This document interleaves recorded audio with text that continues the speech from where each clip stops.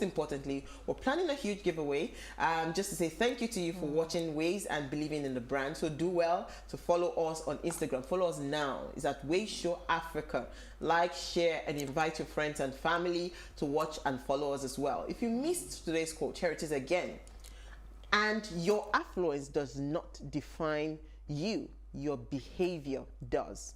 This is simple. So if it is in you, I remember what Dami said with the opening. He said, if money only reveals, Abi.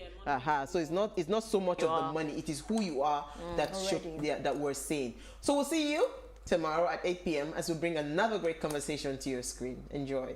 Bye.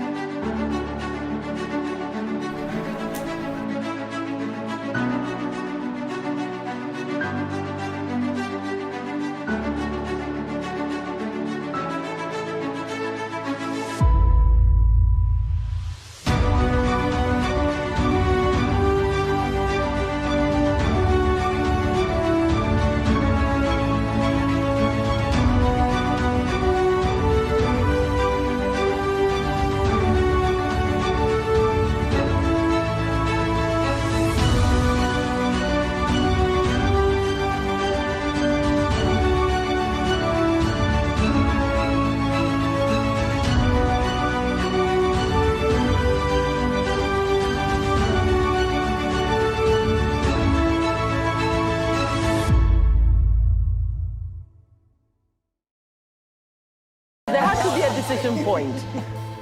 The way your baby's presenting, we have to rush you in. And my partner at the time was like, "You going to cut her? Are you going to cut her? Is it going to leave a scar?" And I said, "Am I a belly dancer? What is the problem here?" No, I'm vulnerable about the future of the children, the future of mine and the future of the generation of my children. I want to have nude pictures taken. Of you? Yes, but without showing my private parts. I want to put it in my front room. And they said, "You can't do that. People will be embarrassed when they came into your house." I said, "Well, it's my body and it's my front room." All the things that we do, what is the purpose of it? I just realized that I was more trusting before I was 6. So many women, they just feel like I have to cook for my husband, I have to breastfeed my children, I have to pick them from school. Because society expects Then you them go home and you cry and you stop your career, you can't do anything, then you blame everybody. You took that choice.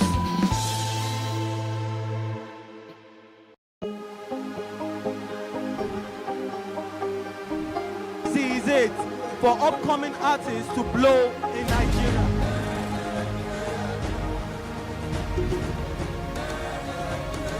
Welcome to Plus Trending. I am Bookie November, your host, saying thank you for joining us on today's episode. Welcome back. It's tea time on PlusTvAfrica. Practice makes perfect. I'm not perfect yet, but I'm a lot better than I used to be. He's a king. He's entitled to marry 100 if he wants to.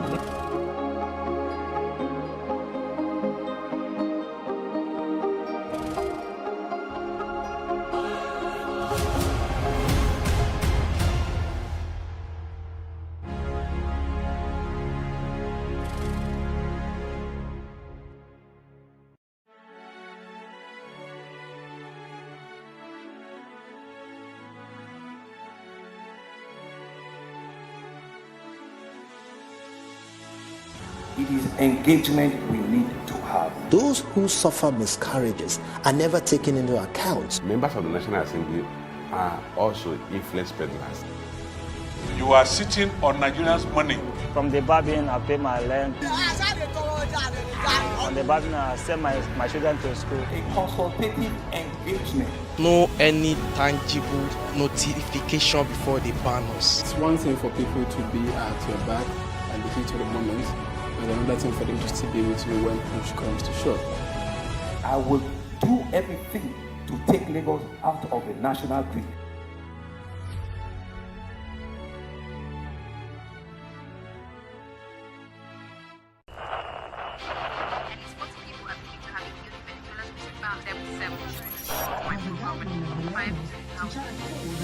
Politics has helped shape the decision of the polity, from conspiracy theories to good old-fashioned comic politics. These are the results of tomorrow's election. Okay, you have it already, Abi. I am not hungry. If I need appointment, all I need to do is to start praising government. Plus, politics will fill the polls of the country, from friends to frenemies, even strange bedfellows, to clones and stooges. We go beyond the rhetorics and the drama to analyze the story behind the story. Let anybody come and say. The moment we stop having charlatans occupy political offices, we will curtail hate speech. Plus Politics, not just another political show. It's about putting you, the citizens, in the know.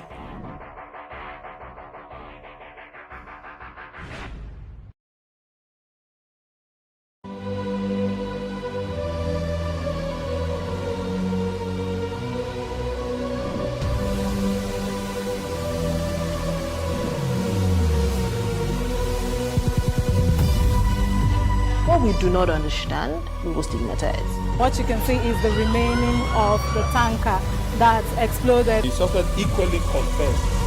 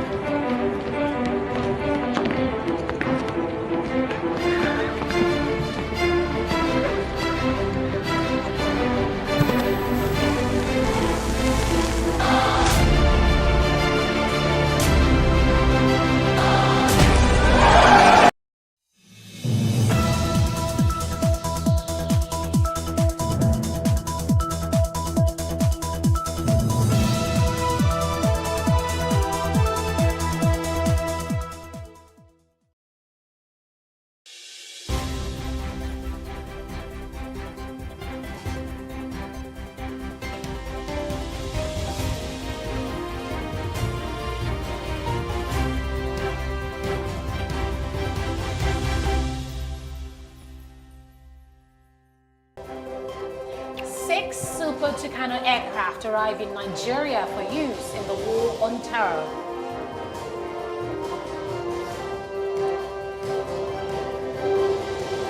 Nigerians in diaspora also arrive in Nigeria for a week in for Nigeria. We'll be finding out what it is all about and how life abroad as a Nigerian is.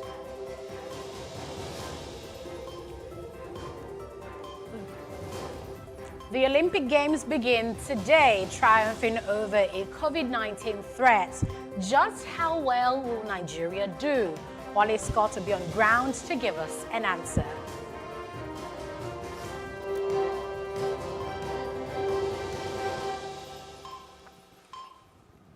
You are welcome to the breakfast on Plus TV Africa. Good morning. Thank you for joining us. I am Anetta Felix. And I am Osaogie Ogbawa. Thank God it's Friday. And of course, thanks for staying with us all through the week. Good to see you this morning. How are you? I am great. How are you? Fantastic.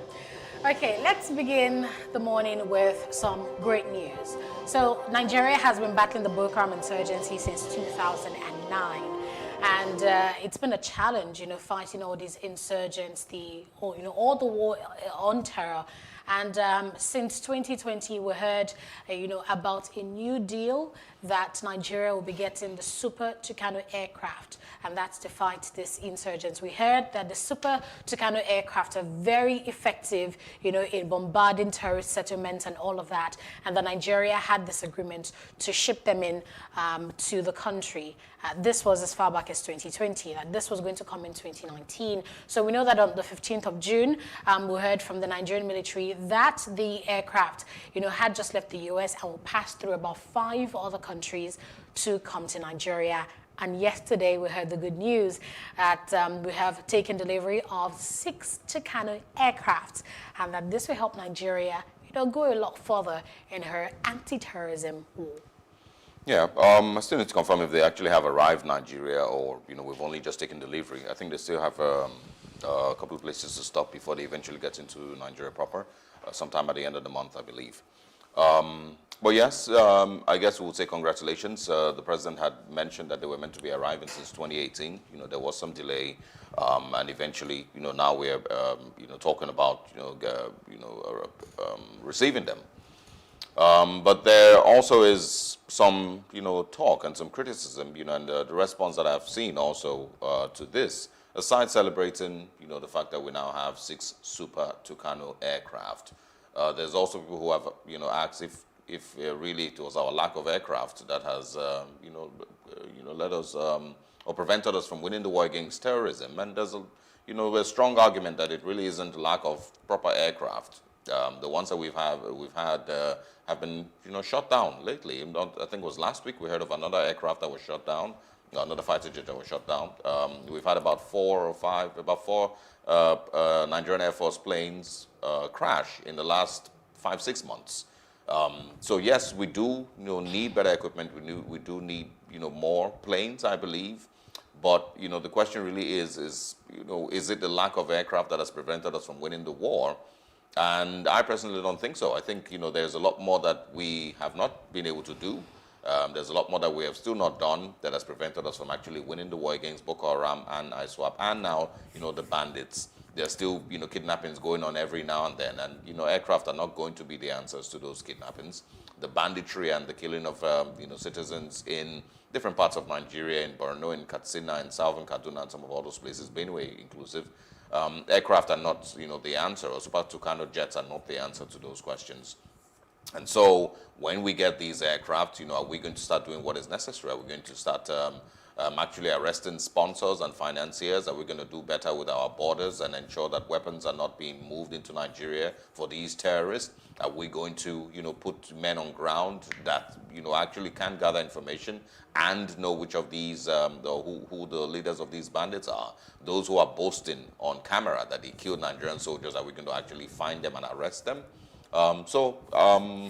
While we will clap and say, oh yeah, we now have 6 Super Tucano jets, there is still the perspective that, that really was never the problem. It's not the lack of jets that, it was a problem. I also saw someone say that, the $500 million or how the amount of money that was spent on those aircraft could have been spent on many other things, that will have been more beneficial to Nigerians in the long run, and not just jets. There's education, there's infrastructure, there's healthcare, there's so much more that we could have spent that money on, and actually being serious with the fight against insurgency and the fight against terror, and do the groundwork that is necessary.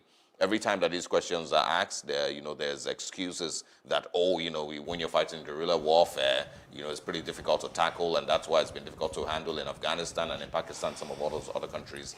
Well, it's guerrilla warfare, so you don't need aircraft to fight that. But that basically is just, a different perspective from celebrating. Yeah, I understand your angle, but when you're talking about fighting terrorism, there definitely is the need for infrastructure, and there are some aircrafts that can do what others can't. For example, the Tucano aircraft, when we look at all the improved features, it has higher flying capabilities. It's faster, it's lighter. So all these things just give us an edge in some way.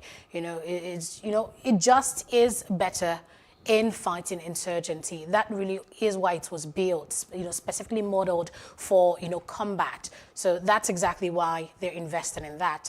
About 4 more would arrive the country in September. That's what we've heard from the federal government. And about 6 more would arrive in September and 4 more before the end of the year. Hopefully on Monday we would have security experts, to have a larger conversation about this and understand if the battle against insurgency, yes, like I said, yes, aircraft are good. Yes, more equipment are good, but is that really is that really the reason we've not been able to win the war? Absolutely not. Would they help? Yes. would they maybe be more difficult to shoot down like the other ones, or the one that was shut down last week? Maybe yes. But is that what we really have lacked? And is that the reason we haven't won the war against insurgency and banditry and the rest of these groups springing up here and then kidnapping? Absolutely not. But congratulations, Nigeria. All right, our next top trending story this morning is about the Living Faith Church, Winners Chapel. We heard the story earlier in the week about how a member or pastor of the church was sacked. Actually, about 40 pastors, because in that video where he was ranting about the fact that his appointment was terminated, he mentioned that there were about 40 other pastors who received letters of termination as well. So we know that pastors of that church, were laid off. And in the rants that they mentioned, they said that they had certain deliverables that they didn't meet up with. And that pastor made claims about money. And that conversation also came up online, people saying, why should the church be seen as a business or money-making venture? But finally, we have words from the pastor of the church, Bishop David Oyedepo. He spoke recently to his congregation addressing that matter, saying that, churches cost money to build. And he explained that some of the churches cost as much as 35 million naira, and that, they never owe workers, that they employ so many workers across all the branches of the church nationwide. They never owe them. They have to pay them, with money. And that when he's talking about laying off workers, it's not necessarily about money. In his words, money is nonsense. We've never lacked it, yet we've never asked for it. Those were his words. He went on to then say that it's a matter of fruitfulness, And when you check the comment section, when people reacted to this, they went on to say, oh yes, still the Bible verse I mentioned the other time in the book of Luke, where, there was an analogy there of a tree that wasn't bearing fruit and, Jesus ordering it to be cut down since it wasn't fruitful. So they went on to say, yes, these pastors weren't being fruitful because they should be winning souls for God, and that it wasn't about money. Let's actually take a listen to Bishop David Oyedepo say those words himself.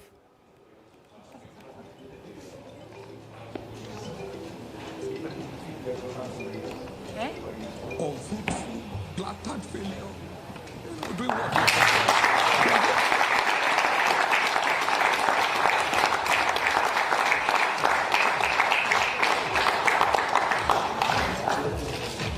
What the time? Social media was dead. Dead. We have more employees in this organization than most of the states. No one is owed a dime salary, and we don't borrow, we don't beg. Ask our bank whether we take overdraft. We are covenant bond people, walking in the light of God's word, enjoying an open heaven.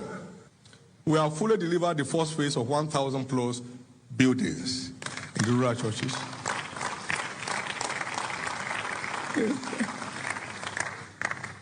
None of those churches can generate that fund in the next 30 years. No. We are hunting after souls. Money, nonsense. Money, we've never lacked it, and yet we have never prayed for it. We are just simply obeying God, and He's backing up what He's asking us to do. Awesome God.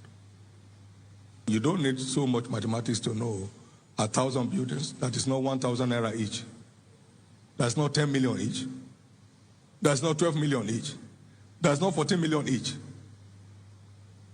Some attached fellows said, Well, Bishop Oyedepo there, of course, clearing the air on why pastors were sacked. And like I said, when we had this conversation early in the week, I think I was saying that it's important that the church lets us understand what they mean by unfruitful. When you say you're not bearing fruit, what exactly does that mean? Is it with increasing numbers of church members, or is it with increasing finances for the church? And what is the trick for increasing church members, if that's what the target is? If it is by winning souls for God, then what exactly is the trick that these pastors do not have that have gotten them fired? And I'm also not very, and that's one of the things that I'm still very uncomfortable with, the fact that, you get an employment letter as a pastor. Since when did it become a job that you employ, you employ someone as a pastor? Do people get employed as imams? Do you have an employment letter when you go to a mosque and say, okay, I'm now the imam of this church, I'm going to get paid salary every month? And when they were recruiting these pastors, didn't they, put them through any training? Didn't they go through any process that makes them believe that, yes, these ones will be fruitful? Wasn't it the pastor, position a calling from God, or not?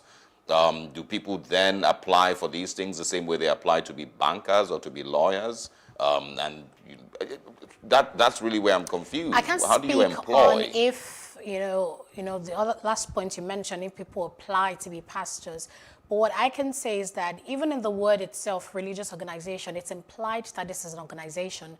People are paid to work there. I don't attend the church. I can't speak for them, but I can say that the fact is it's an organization. For them to have branches all over, they have to have an organized system of work. If not, everything would just be in disarray. So I can understand where he's coming from regarding paying salaries, and that those who are not meeting up to Church workers don't work for free. I've never said church workers, go there for free. There's obviously going to be paid. You get paid for the work that you do, even if you're in the music team, you're in the choir, So if you get paid, you don't expect to get paid forever. You can be let go. You can be employed, so to speak.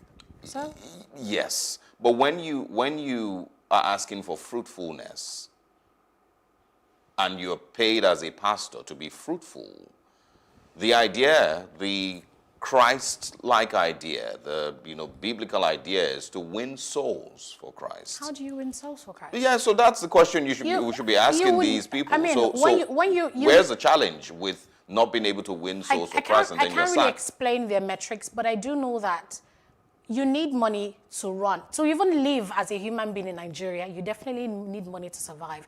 Talk less of building an organization that is, that has a goal, which is winning souls and expanding. I can't really begin to defend them to say, oh, you need money to print your pamphlets or to buy fuel in your generators. My challenge here is not with, whether maybe you need money or not. he needs to give more explanation. But all I'm saying is that a religious organization is an organization at the end of the day, and they need structures to work. So you've gone back to that point, and I've said, I understand that. And the challenge I have is not with, the fact that the church needs money to run. Of course, it does need money to run. And I said it last couple of days ago, on Monday or Tuesday when we talked about this. It does need money to run. These churches need to be built, and they're not built with prayers. They're built with money. People need to be paid salaries. The churches need to be painted, need to be swept. They're paid with money. But when you say that a pastor has been sacked for being unfruitful, that's where my challenge is.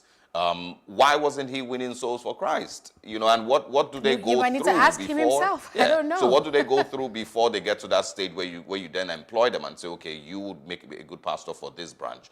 Go and win souls for Christ. Do they at some point stop doing the things that they were taught in biblical school? That's where I'm confused. And so when you sack them, do you then look out for new people and then train them also and then say, okay, yes, you seem to have gone through the pastor class. Now you can go handle this branch here and there. And hopefully you can win souls for Christ. And winning souls for Christ, what does that mean also? Does that mean an increase in congregation number? Seems implied. Woo. Okay. Okay, obviously religious debates are, long running. It doesn't seem like something that will end anytime soon, but anyway, here's where we are. Bishop David Oyedepo came out to say it's not about money, it's about winning souls for Christ. How exactly he meant and how they intend to do that, we really don't have the details.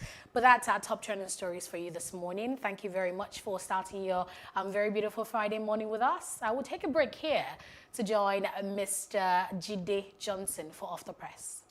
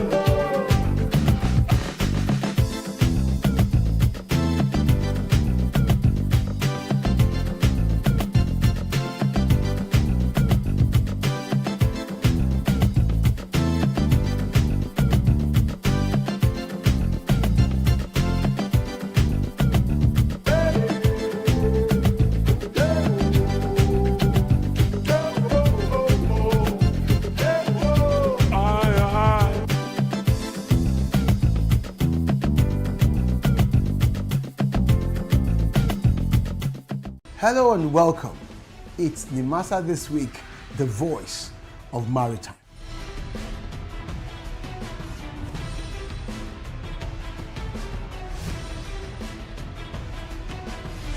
Nimasa This Week is brought to you by the Nigerian Maritime Administration and Safety Agency. Statutorily mandated to ensure that there's regulation and promotion of matters affecting our waters.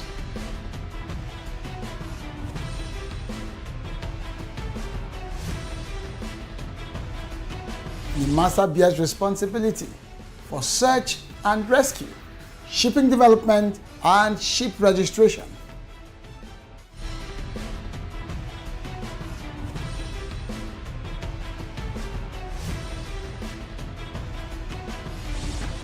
NIMASA This Week, the voice of maritime, showing on this channel.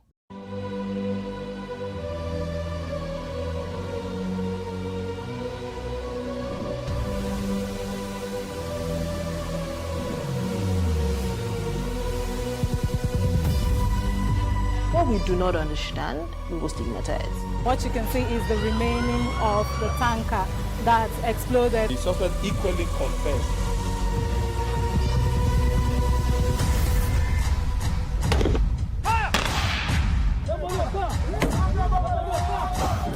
A 500 naira they collect them. If you no talk, then go beat you. Now 2,500 I dey pay.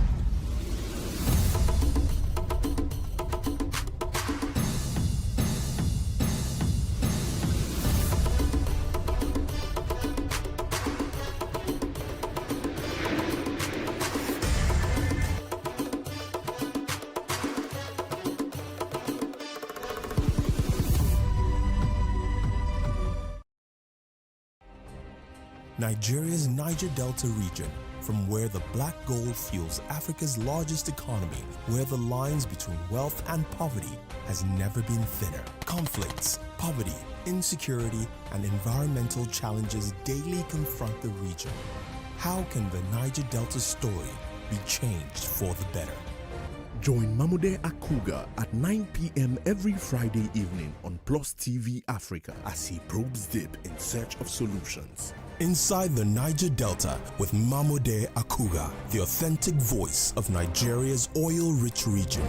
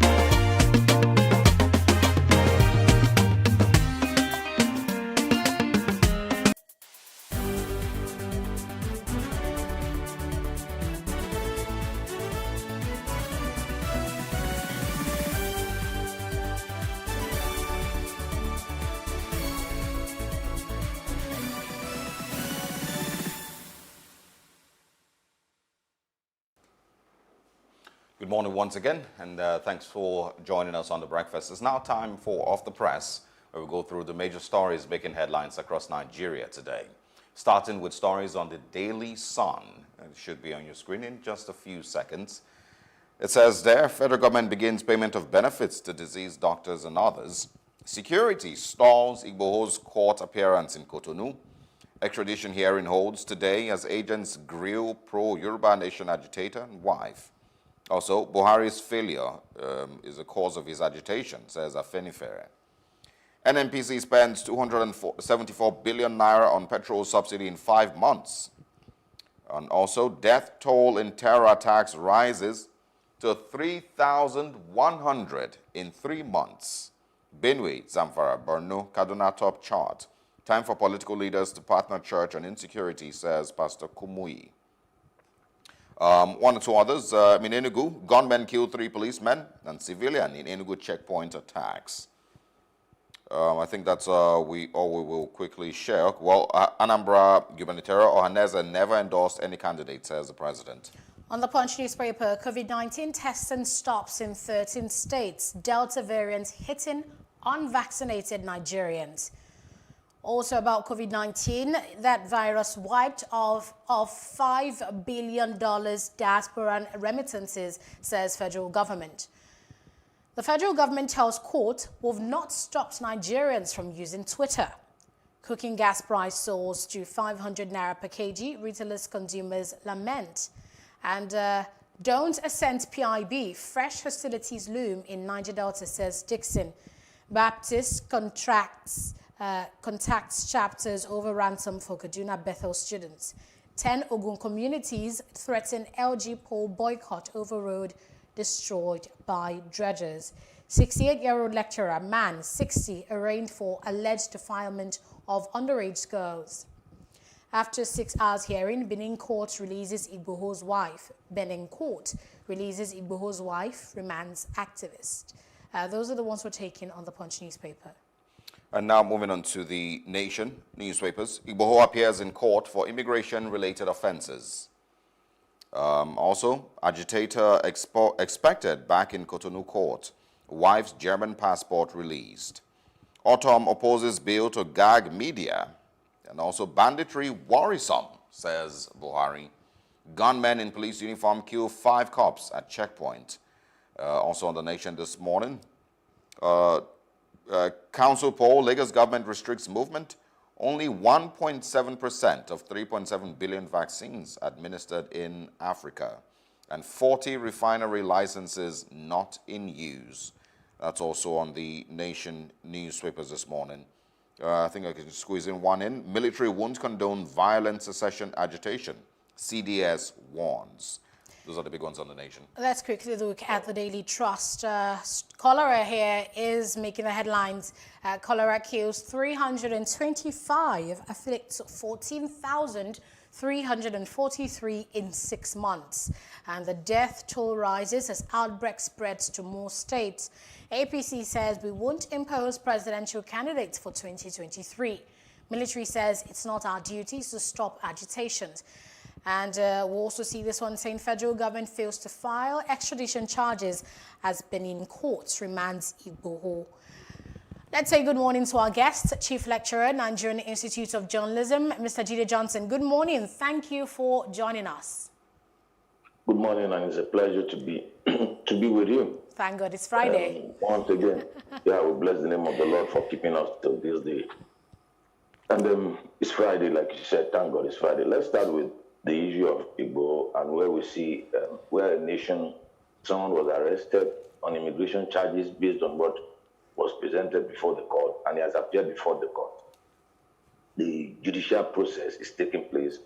Rule of law is in place, and we are seeing exchanges, and we have seen that the wife has been released by the courts, and his passport has been released back to her. Let's play that scenario in Nigeria. Let's look at the El Zazaki issue in Kaduna. His wife and himself still in custody till date. We don't know when the next court appearances will be. And situate that with Nnamdi Kanu, we don't even know the facts of the case. Like I said, last week until we get to the court. When we get to the court, the issue is no longer in the hand of the government.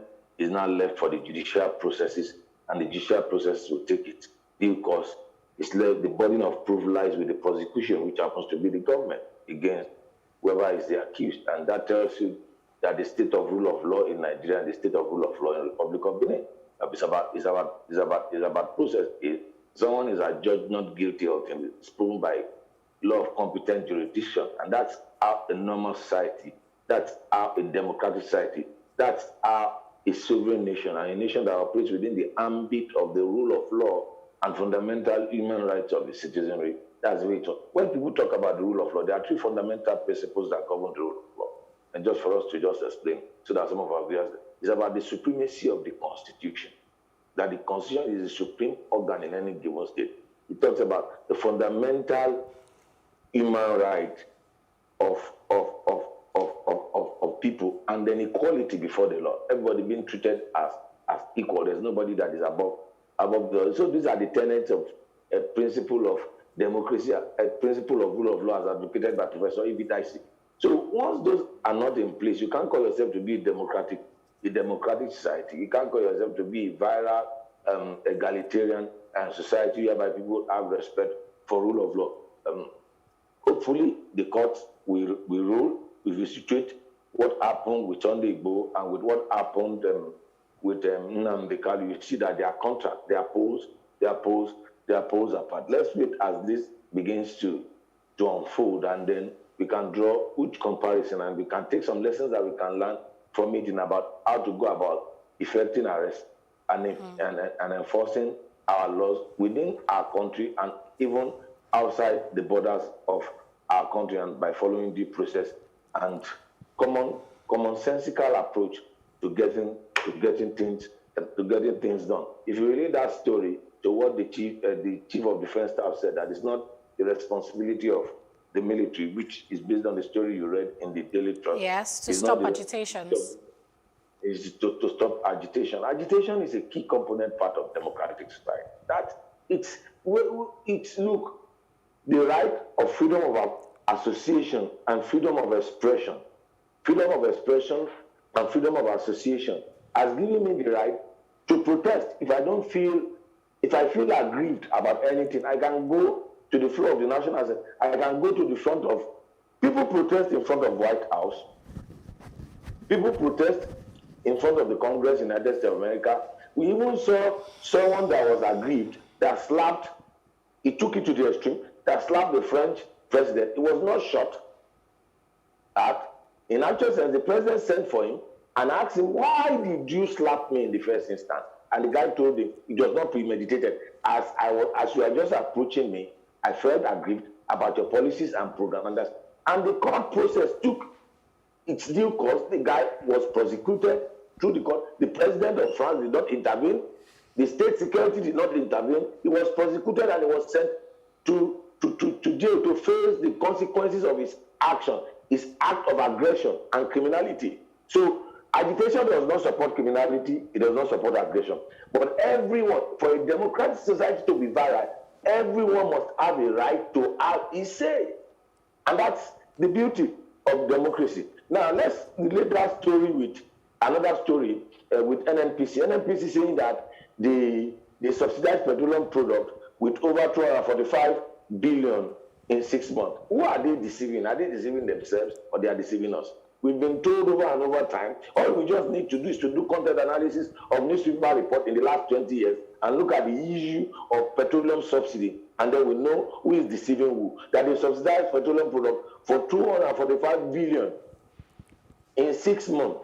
And then there's another story in Daily Trust that for 40 refineries are not, licenses have been granted for people to start refinery, and 40 licenses have been granted. Licenses have been granted. Out of those licenses granted, 40 are not in use. 1, 2, 3 to 40 are not in use. And what are they doing it? So we will know that there's a systematic attempt to prevent refineries from running in Nigeria, so that people that claim to be spending subsidy of petroleum product in Nigeria will continue to cash out and cash in on Nigerians, because all of us have gone asleep and they are the ones that are awake, like a typical popular song in Nigeria. So they are taking advantage of Nigerians out of our sheer ignorance. Who is subsidizing who? Relate that story to the price of cooking gas. You said the price of cooking gas has gone up to 500 naira per kg. So where is the subsidy? I'm asking, where is the subsidy? Okay, Mr. Jide Johnson, let's go to the Punch newspaper. There's a story here on the Punch that says, that reads, "We've not stopped Nigerians from using Twitter. Federal government tells court." Now, this was because a lawyer, Inebe Efyong, took this matter to court, saying it was a breach of human rights for the federal government to stop Nigerians from expressing their freedom on social media. But the Attorney General of the Federation, Abubakar Malami, went on to sign an affidavit to say that they had not stopped Nigerians from using social media and that, in fact, many Nigerians are still using it. How then do you tie this to earlier statement by the federal government on June 4th, 2021, that social media, especially Twitter, actually had been suspended, and, threats by the Attorney General of the Federation that people who are still using social media will be prosecuted and that they will know their offense when they're charged to court? You see, you test the decisions and actions of government under the constitutionality of the law of your federation. Until we test it by that, we will not strengthen this democracy. I want to appreciate that lawyer that approach.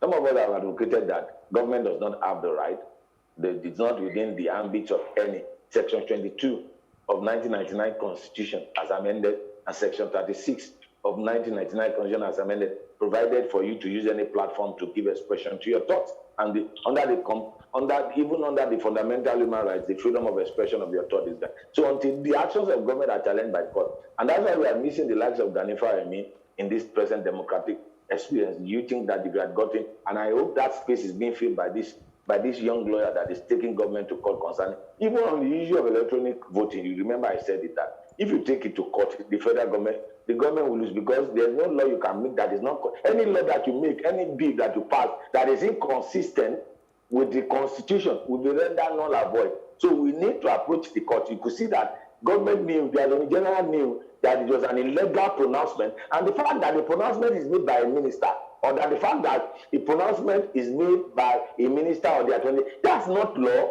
We are not a monarchical government whereby you rule by proclamation of the king or the queen. So because the king said so, it becomes that. Or we are not an authoritarian society whereby because people are occupying certain positions of authority, their pronouncement becomes law. No, it's not. It doesn't make any sense. Until we begin to challenge their actions in court, just like this young man is doing, will not strengthen our democracy. And I think that we have seen that if the Attorney General could depose an affidavit in court and say that federal government did not, because where is the instrument? Let's put it in perspective. Where is the instrument that the federal government used to ban Twitter? Where is the instrument? I personally gave my students a question, and I asked them to write their Twitter handle and all their social media handle, and I went into the hall, and they said, you know what, federal government has banned Twitter. I said, we are training you to be journalists. Tell me the instrument. Yeah, I deliberately put it in the question to test your intelligence and your knowledge. Now, tell me the instrument that the federal government has used to ban Twitter, other than the pronouncement. And as a journalist, you take a pronouncement of someone in authority and you take it, then you are not supposed to be a journalist. You are not fit to be a custodian, to be the watchdog. You are not fit under the 1999 Constitution to hold government accountable, because that's the second part of Section 22 of 9. It says you are hold government accountable. You are given the right to be the watchdog as the fourth estate of the realm. So beyond the lawyers going to the court, we as journalists also ought the society to give them a truthful account of what happens in this. That's our client code. That's the huge responsibility that is placed on us. And that's why I love you. The 10 Ogun community, let me just tie this up. The 10 Ogun community that said they are not voting in the council poll because their votes are bad. I think we should take it forward. When elections are coming, people should boycott the election and tell government until you do certain things in our area, we are not. Just imagine if it's a gubernatorial election and more than 2/3 of the communities that don't have votes, that don't have anything, says they are not voting. That means that there can't be any election. No winner will be declared until we take the bull by the horn. Responsibility. Taking our destiny in our hand, we won't have democracy. All right, quickly also share your thoughts on the story on the Daily Sun. It says death toll in terror attacks rises to 3,100 in 3 months. And of course, I want you to put that side by side with the announcement. It's not in the news this morning, but the announcement of Nigeria receiving its 6 Super Tucano jets. You know, this is, you know, seemingly our report card with regards to our, you know, fights against terror and the ability to protect Nigerian lives. 3,100 in 3 months doesn't look good. Even one life lost. Okay. Just one life lost. Do you know what? If an American is taken as an hostage in Nigeria, do you know what America will deploy? That's the major reason we ask. What's the value of a Nigerian life?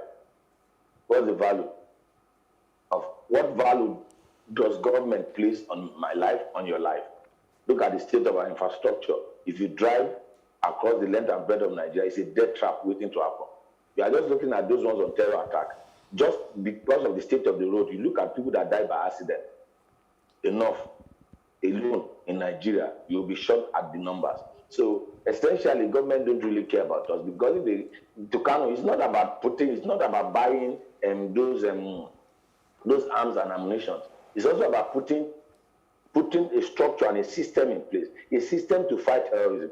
But when you have a system that rewards criminality, when you have a system that pays lip service, calling terrorists bandits, calling terrorists insurgents, it's about changing the narrative. It's about still giving those people the ability to move globally. Because the moment you declare a group as terrorist group, they have entered a no-fly zone. They are citizens of no nation. They are nationless. And that's the lip service federal government is paying. How would you lose 3,000 people to terrorist attack in your country?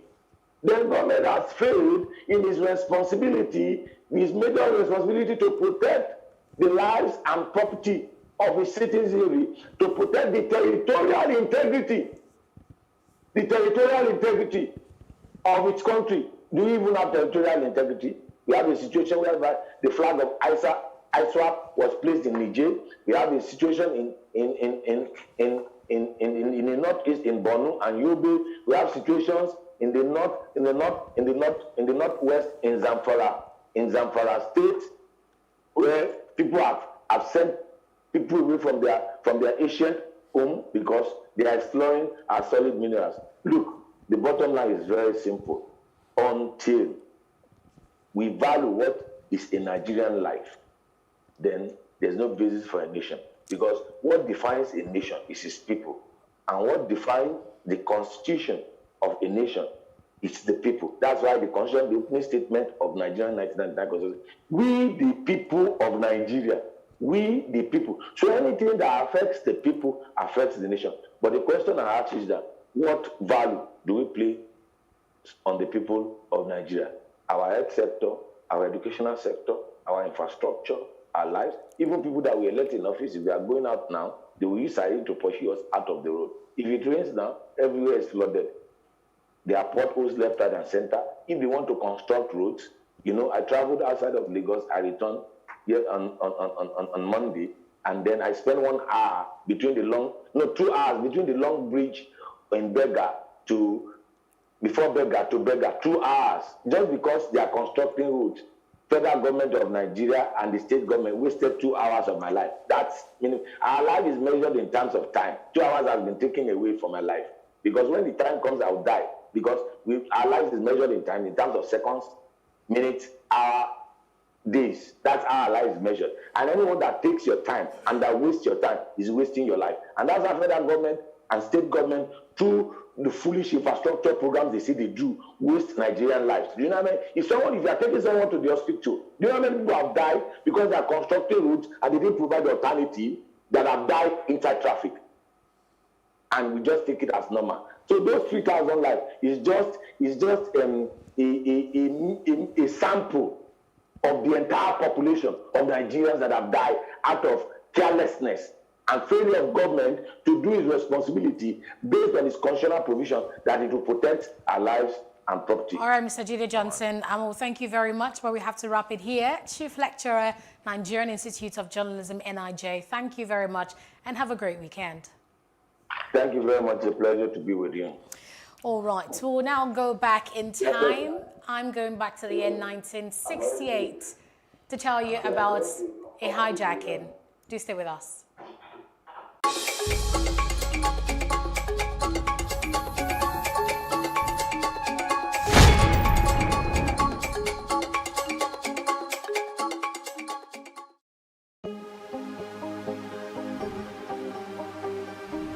This is it for upcoming artists to blow in Nigeria.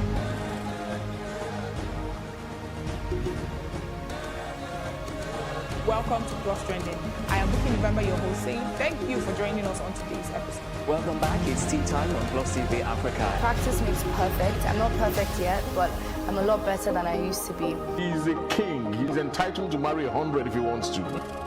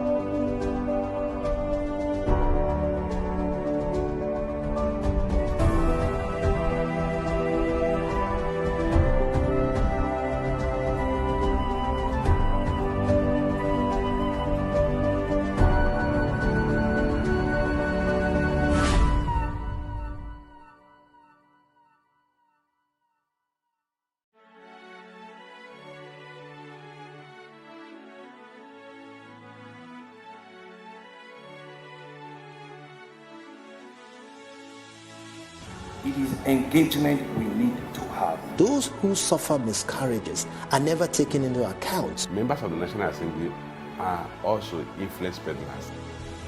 You are sitting on Nigerians' money. From the barbing, I pay my rent. From the barbing, I send my children to school. A consultative engagement. No any tangible notification before they ban us. It's one thing for people to be at your back and the heat of the moment, and another thing for them to still be with you when push comes to shove. I will do everything to take Lagos out of the national grid.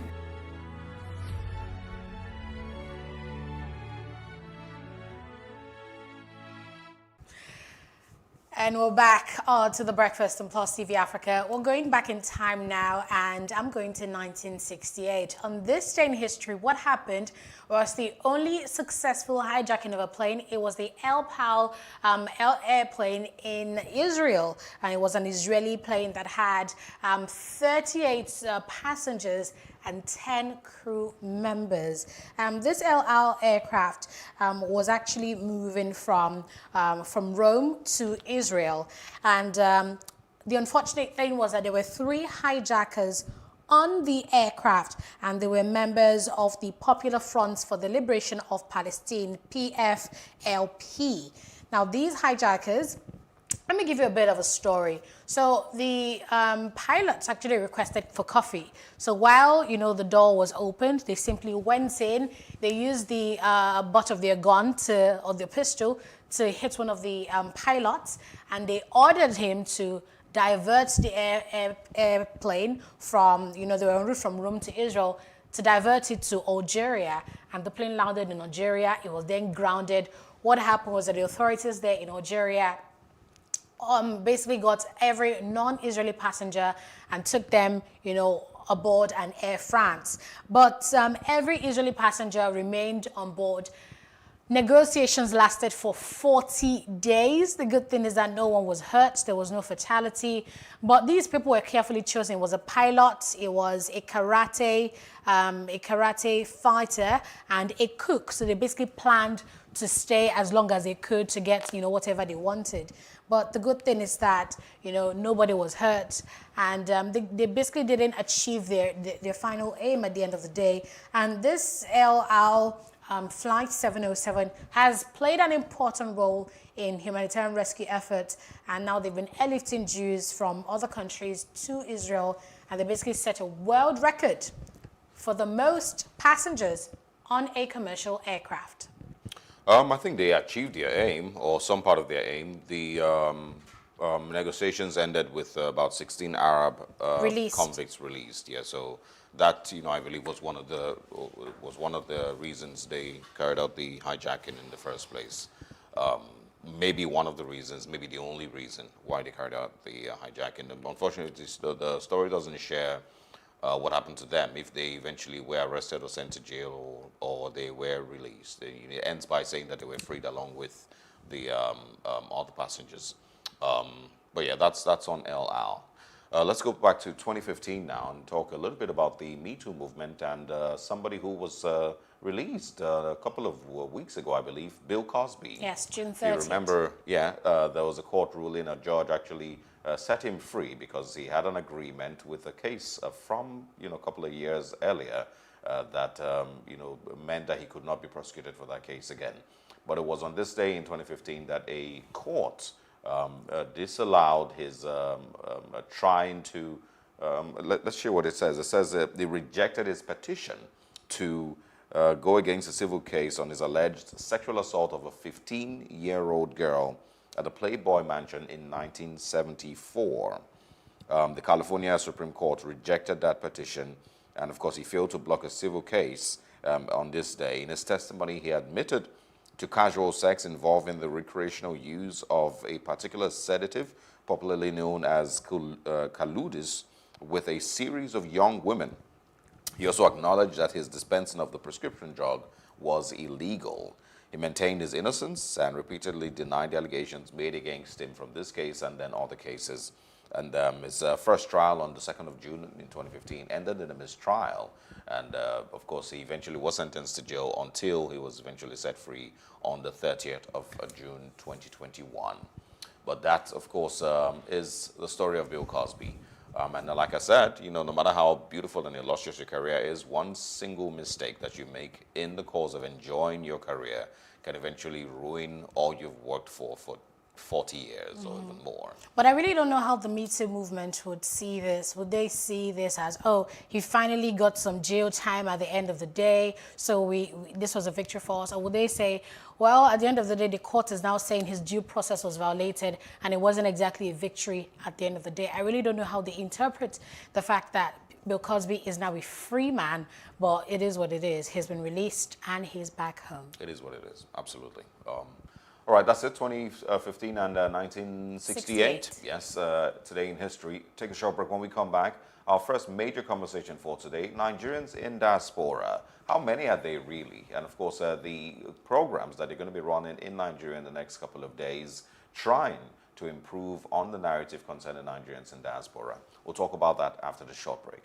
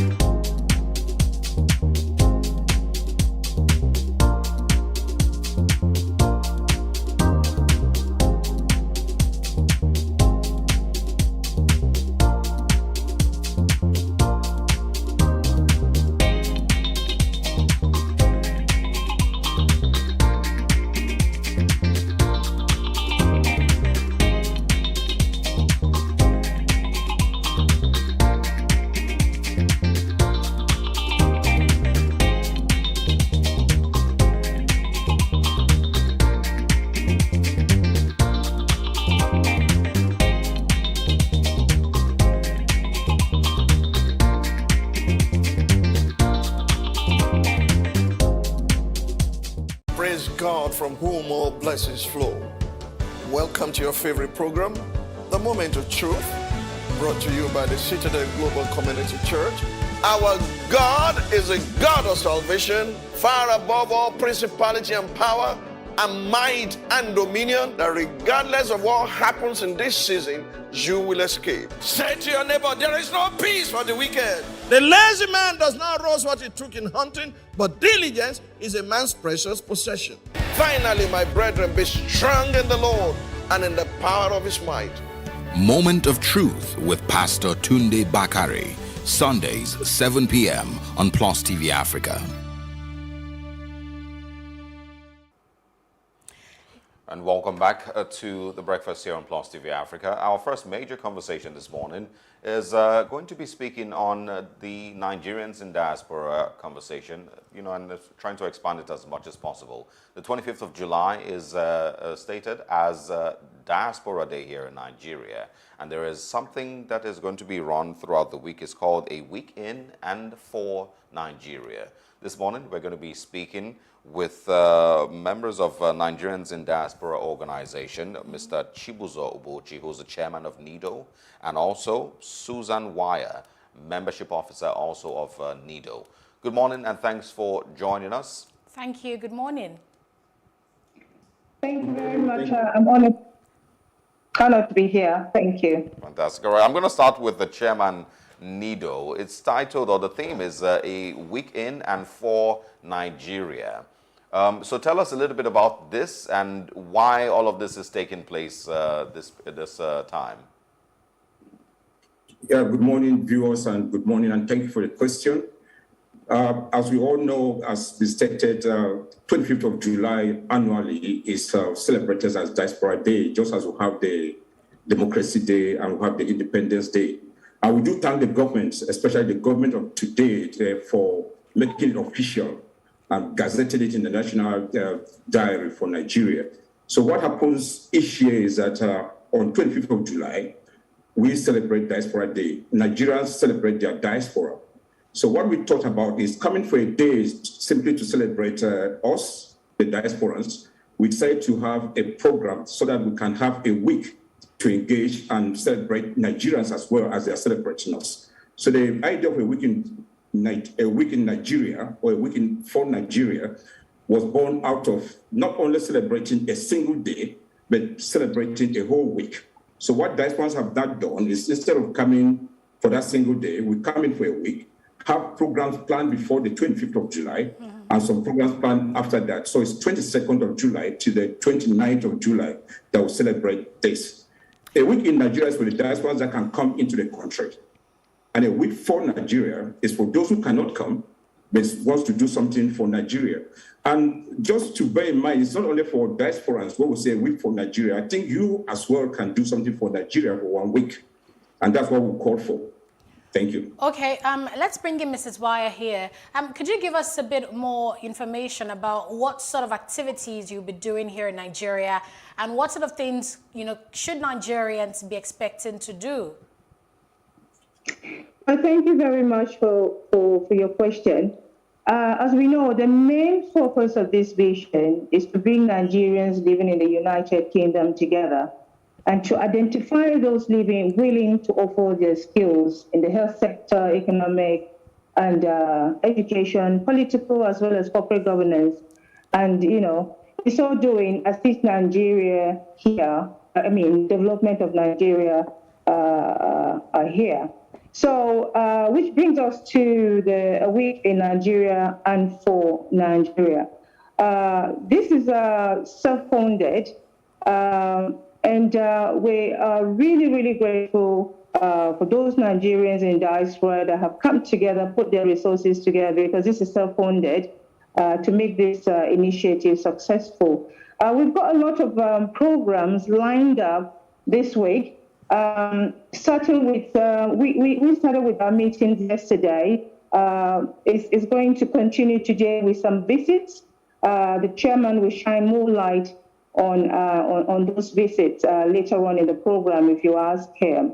One of the most important things we're going to be doing this week will be on Saturday, a visit to the orphanage in the Federal Capital. We are going to be renovating their facilities, and then as well as having lunch with the orphans and, kind of talking to them and making them feel loved as well. You know how lonely it is when you're in an orphanage.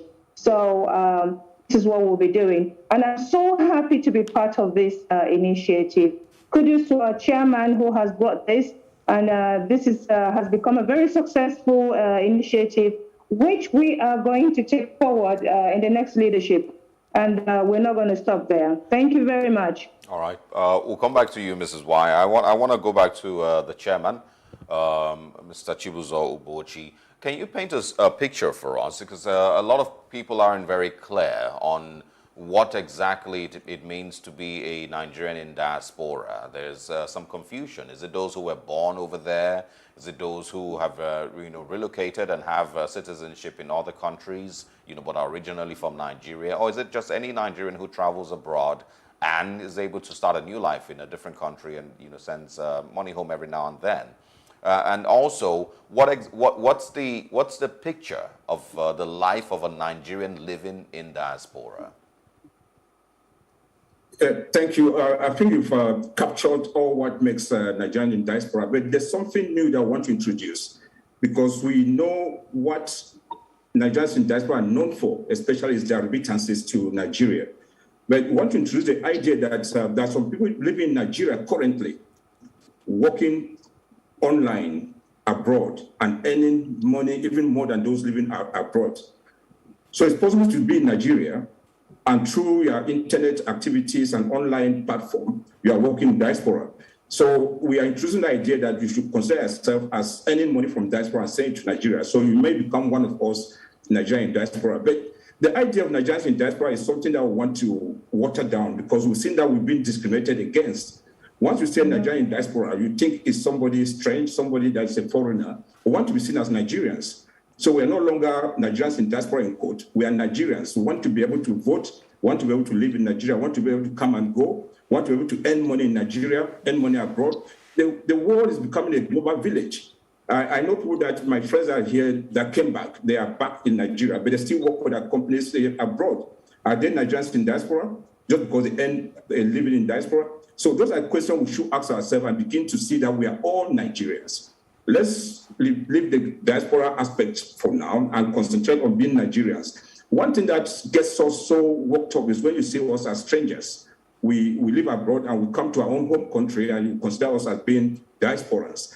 It's good to differentiate and have that diversity to say you live abroad, but we are Nigerians. So one of the key words we want to leave today that before this program is that of inclusiveness. We want that inclusion to be seen as Nigerians. So Nigerians in diaspora for me now means all Nigerians that earn a living abroad, all Nigerians that live abroad, all Nigerians that have gone there. We have a first generation Nigerians, we have second generation Nigerians, we have third generation Nigerians that are there. My children were born abroad, they've been coming home and they enjoy Nigeria, they're Nigerians. So we want to get to that level where Nigerians will be seen as Nigerians. Okay. So thank you, and I think we are all Nigerians. All right, Mr. Obochi, we'll talk more about Nigerians in diaspora, but you just mentioned the point I want us to elaborate on. So when it seems, that when Nigerians living in diaspora return to Nigeria, there's a certain way they're looked at. Could you expatiate on that? Why does it seem like, there's a perception, of Nigerians living in diaspora that had just returned home? And for those who decide to relocate to Nigeria, what exactly is the motivation behind thoughts that they had made the wrong decision? Okay, thank you. One of the most important things is that we respect the rule of law. I will not go and park my car on the road and expect not to be fined or expect my car not to be clamped. I will not want poor services from any individual. So those are things that make us different. When I come to Nigeria and I expect to give somebody a tip for doing their job, the job that I expect to do, I feel bad about it. It's something you are being paid for. You should be happy doing what you are doing. If you are not happy, look for a different job. If I'm a truck pusher today, I want to be the best truck pusher in Nigeria. If I'm a conductor, I want to be the best conductor in Nigeria. I don't want to be there having a sad face, blaming the government, and still doing the job. I better leave and quit and do something else for myself. So we Nigerians in diaspora, we have that belief that we have learned a different way of doing things, the best global practice, and want that to be embedded into all Nigerians. Do the job you are doing happily, and you'll be compensated for it. Okay, Mr. Obochi, so it's an issue of mindset, how you have been acclimatized regarding what is obtainable in those countries. So when you come here to practice that, it then seems like you're being different, and that's the motivation for that. That's what you're saying, right? That's what I feel I'm saying, and that of timekeeping. I don't go late to things, but we have that concept of Nigerian time, where people come to. We have civil servants that we don't know what they do. We should all have what we do, be sure what we're doing, and make sure we earn a living. We don't come to work from 8 o'clock, and by 3 o'clock you are gone, and you expect to be paid for 5 hours. We pay on hourly basis.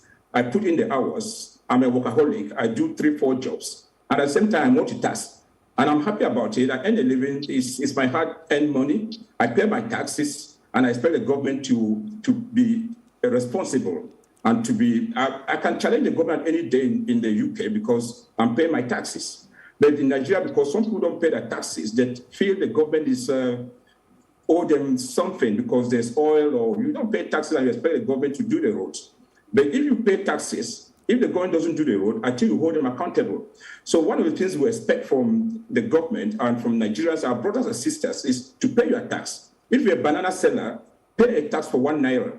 And because you are paying that tax of 1 naira, it's your money that you are paying to the government. If the government gets anything wrong, you should be able to challenge them because you put in your money to the government. But if you don't pay your tax, sometimes you leave things to lie. So I want that culture to be embedded in all of us as Nigerians. And those of us coming back, we also want to do that. We live by example. and want to be incorporated. That inclusion want to be able to be incorporated into what is being done in Nigeria. Okay. All right. Let me bring. Let's go back to. Sorry, Mrs. could I quickly ask you what the chairman, Chibuzo, said? Yeah, if I may, please. Go ahead, please. Already, Nigerians in the UK are already making significant contributions to the Nigerian economy.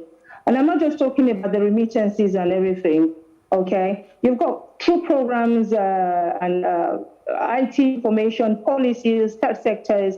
You know, you've got surgeons from there, you've got entrepreneurs that are in the country from the diaspora.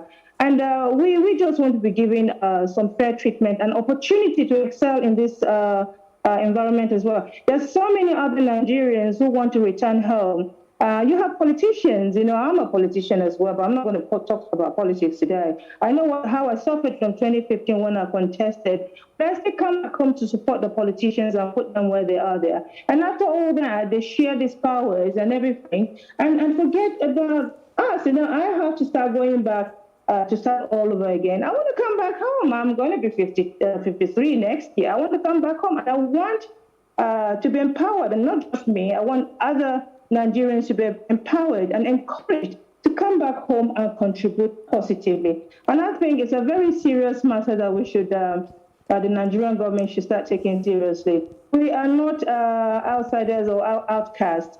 We are just Nigerians living in diaspora trying to make a difference. So I hope that helps as well. Okay, so now let's stay with that in that space. I want to ask about helping, or what is needed to change the narrative of Nigerians living in diaspora being seen as people who are committing crimes in other countries.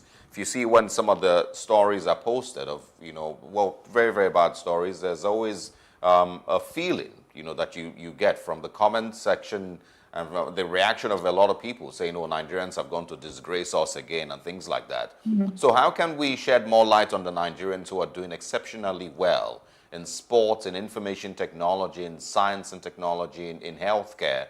There's so many of Nigerians who are living a very honest and, you know, a beautiful life outside Nigeria. So how can we shed more light on those Nigerians and reduce the amount of attention that, you know, the bad stories get?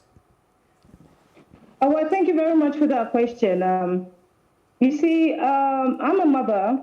I've got 2 young boys. They are graduates at master's level. They came back here to serve in their NYC, and they are working, you know. But you've got very few Nigerians who live here and go abroad and start getting involved in some shady businesses. If you do your research properly, you will see that the Nigerians living abroad, living in the diaspora, are not really involved in this in this act. You know, you've got the Anthony Joshua, who is doing us proud. You've got the nurses who lost their lives during the COVID, Nigerian nurses and doctors and surgeons who lost their lives in the fight for COVID, just trying to save others. You've got a whole lot of professionals out there who are doing exploits. You've got so many success stories. And in fact, I'm sure our Honorable Distinguished Ngozi Ewela is a Nigerian returnee as well in the diaspora. Who is she today? Look at what she is doing. You've got Honorable Debbie, who was in the UK there with us, and she's now headed, you know, she's doing wonderfully well. So we should be talking about this positive, you know, positive, how do I say it? Positive vibes from all these leaders or from all these youths. I'm finding the right ways, the right words to put it. So maybe Sachiruzo can help me with that. Okay. But, they are doing quite well over there. Mr. Obochi. I think to be encouraged to do more. Indeed. Mr. Obochi, I want you to pick up from there. How exactly can we encourage Nigerians, so we can begin to change that narrative of Nigerians being criminals, in other parts of the world. So regarding this, perception of Nigerians committing crimes, even in nearby countries like Ghana, Benin Republic, friends of mine who live there say, oh, if you were robbed, it's most likely in Nigeria, not even a citizen of that country. So is it that most Nigerians who are abroad cannot get jobs? Is it a lack of education? What exactly is the root cause of this, perception that Nigerians, go abroad to commit crimes? Yeah, thank you. I think I'll have to be practical on this. We estimate to have over 7 million Nigerians in diaspora. Of these 7 million Nigerians in diaspora, 90% or 99% of them are good citizens. They don't commit any crime. It's just a few percentage that we always hear committing crime. But one practical thing that can be done is for the government to facilitate an umbrella organization. And we already have NIDO, which the Nigerians in Diaspora Organization is NIDO. If we can have the government facilitating NIDO and making sure all Nigerians in diaspora belongs to NIDO, that will go a long way. What we mean is that every Nigerian abroad will be a member of NIDO. And once you're a member of NIDO, you have that network of connectivity, you have a network of friends, you have people you can always relate with, you have people that can ask questions. One other cultural thing that I like about the Igbos is something they call the age group. When you're in a certain age group, you know your mates, you know your friends. You can't commit crime. If you do commit crime, your friends know who you are and they can always checkmate you. So if you have an umbrella organization like NIDO, where all Nigerians in diaspora are encouraged or promoted to belong to, you have that ability to know who is who in Nigeria and who is who in the diaspora, who are the ones committing crimes. How can we work with them and encourage them? Sometimes crimes are committed because of necessity. Not that it's a good thing, but when you cannot eat, you cannot pay your rent, some people decide to use other shortcuts to get it. Or when you are illegal, you have regularized your papers. So people use shortcuts to get there. One thing we did in NIDO UK South recently in UK was to pay the rents of some Nigerians that lost their jobs. They were unable to pay their rents due to COVID. We had to pay their rents, the rest with them. If unfortunately we are not able to pay their rents, they may be forced to go to do certain things that will not be permitted by the law.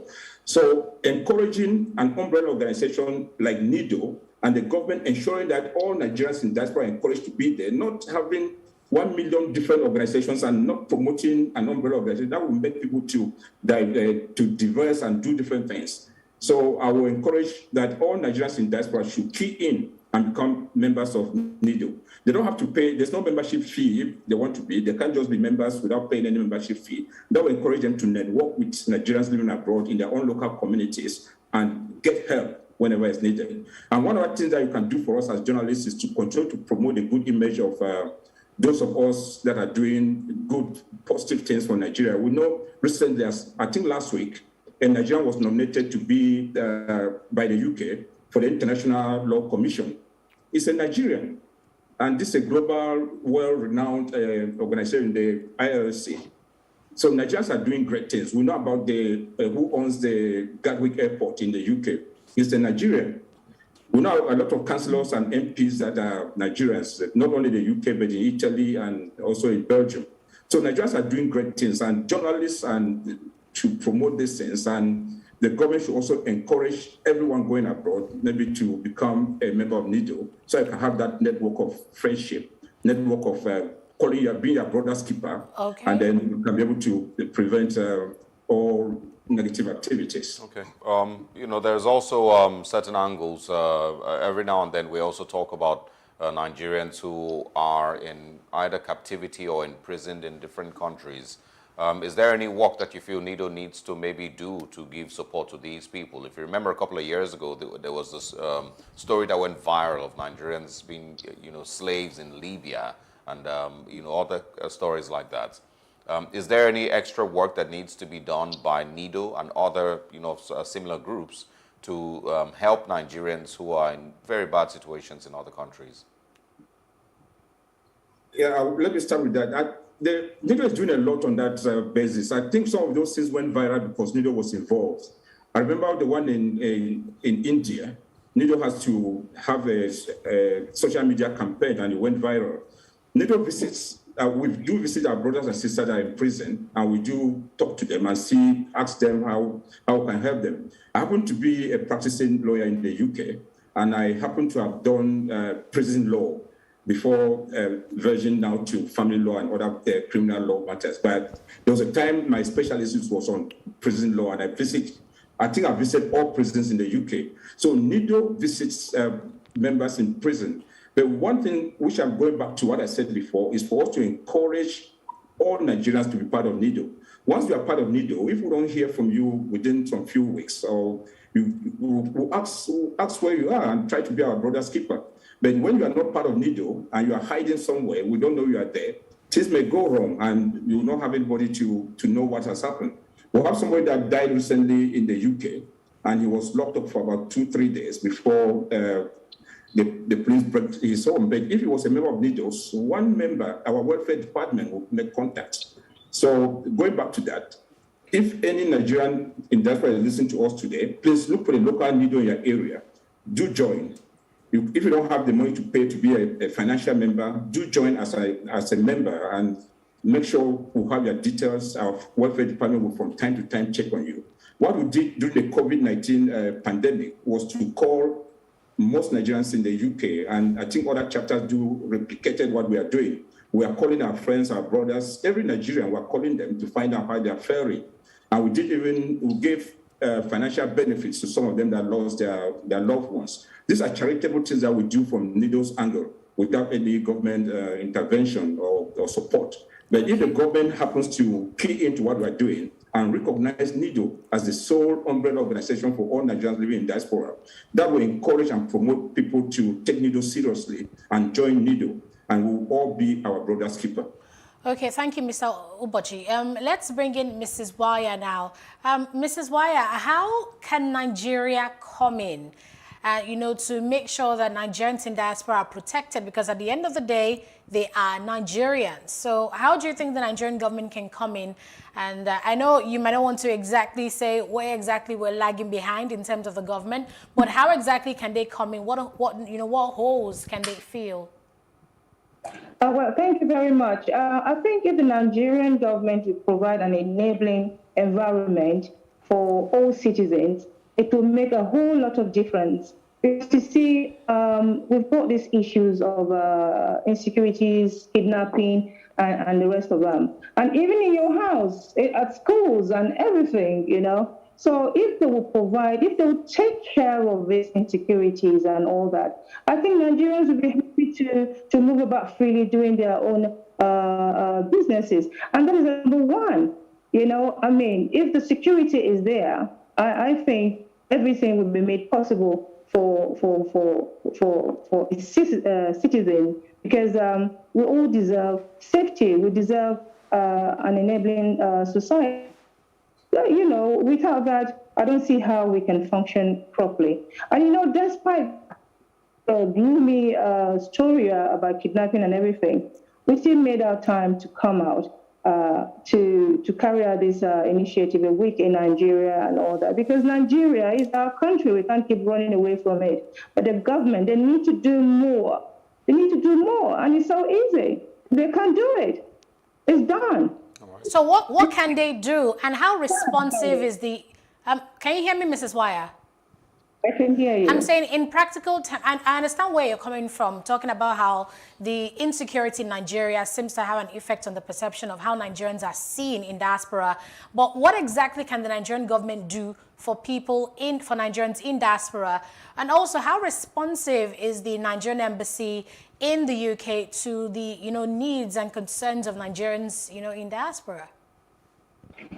Well, I think, with what is happening on the Diaspora Day 25th, I'm looking forward to that discuss, which is a diaspora integration and national peace and development. And I'm sure they're going to be covering all the expectations there.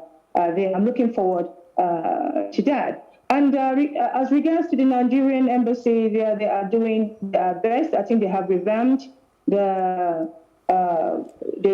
High Commission, with the new High Commission in there. A lot of changes. You can even see changes when you apply for passports now online. You get it immediately within a week.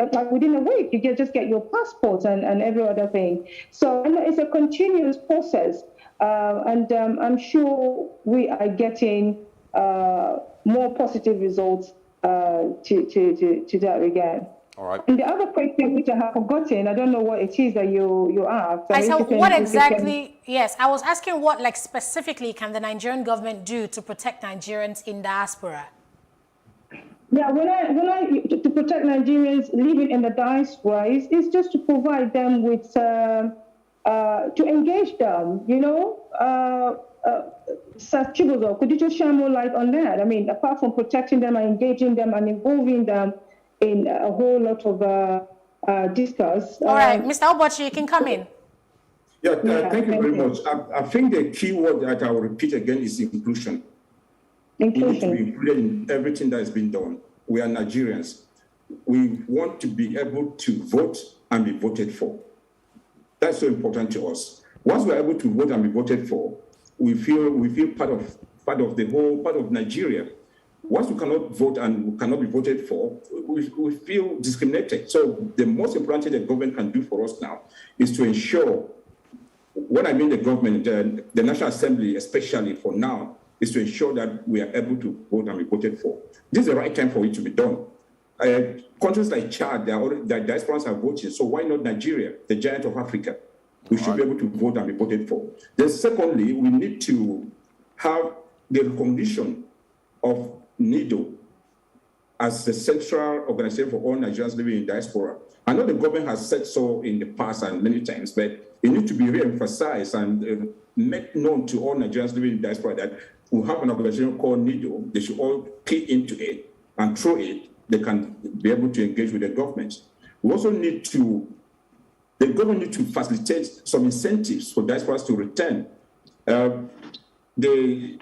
We know they say there's ease in doing business in Nigeria, but I think it's getting a bit difficult now, especially with the CAC. Registering company in Nigeria may be easy, but things that follow after that, the regularization, the filing of papers, they get a bit difficult. So those are things that can be facilitated as well. So for us, the most important thing is inclusion. Make us feel Nigerians, make us feel part of what is happening, make us part of the government. And the only way this can be done is by giving us that right to vote and be voted for. All right. The diaspora voting conversation, I believe, I would agree, is very, very important. And it's one of the things that I think will be a continued conversation. Susan Wire, I'm coming back to you. I want you to share with us, what for you is the most exciting part of this week of celebrating Nigerians in diaspora. I look forward to visiting the orphanage. And that will be the most exciting time of my life. I would love to visit the orphanage. We're all looking forward to visiting the orphanage and renovating their facility, and then attending the diaspora day and hearing what the discourse is all about, and hearing about ways the government is going to include us in decision making as well. I'm looking forward to that. Okay, now so far it has been a very peaceful visit. Oh, thank God. Okay, I was going to ask, how can other Nigerians also get involved with the activities this week? Do they, meet you at the orphanage? Do they have to maybe donate funds, or do they just, join the programs all through the week? I mean, they could donate. They could join us at the facility. They could, meet us at, the more the merrier. This is what we're all about. It's not just us from UK, but it's with everybody, and that would be really nice. But we're prepared to host our Nigerian brothers and sisters here. And donations are welcome. Like I said, this is self-funded. We are not asking people to go out of their way. We know how difficult things are. But, the more the merrier, and more donations can come in, so we can paint more and renovate more schools, facilities for the orphanage, and other facilities that requires renovating. Yeah, that would be a welcome idea.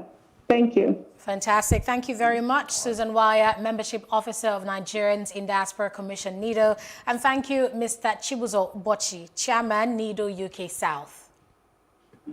Thank you very much. Thank you very much. Thank you. Yes. Have a great week in Nigeria for Nigerians.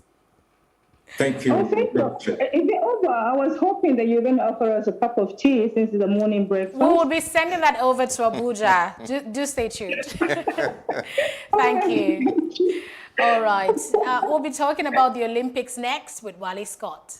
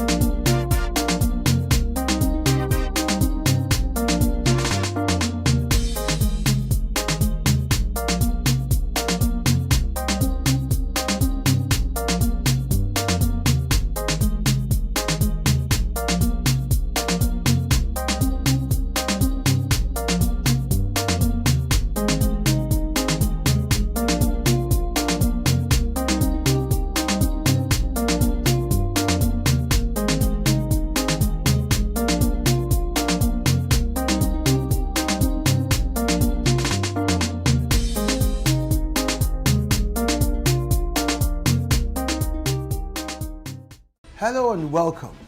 It's Nimasa This Week, the voice of maritime.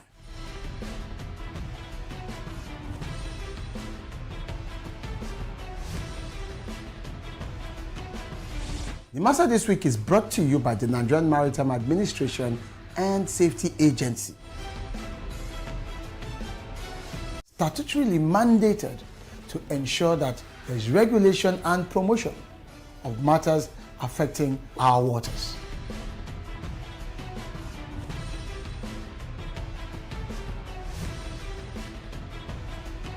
NIMASA bears responsibility for search and rescue, shipping development, and ship registration.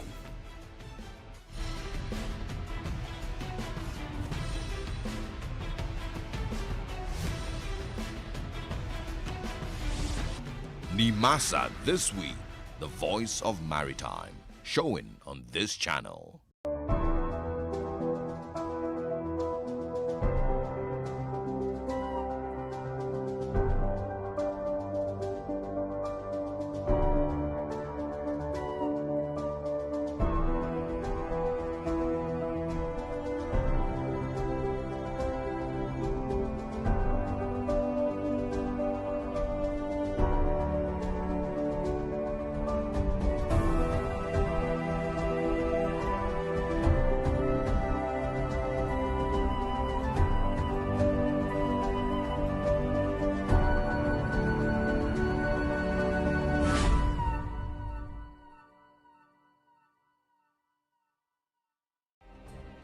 Nigeria's Niger Delta region, from where the black gold fuels Africa's largest economy, where the lines between wealth and poverty has never been thinner. Conflicts, poverty, insecurity, and environmental challenges daily confront the region. How can the Niger Delta story be changed for the better? Join Mamude Akuga at 9 p.m. every Friday evening on PlusTvAfrica as he probes deep in search of solutions. Inside the Niger Delta with Mamude Akuga, the authentic voice of Nigeria's oil-rich region.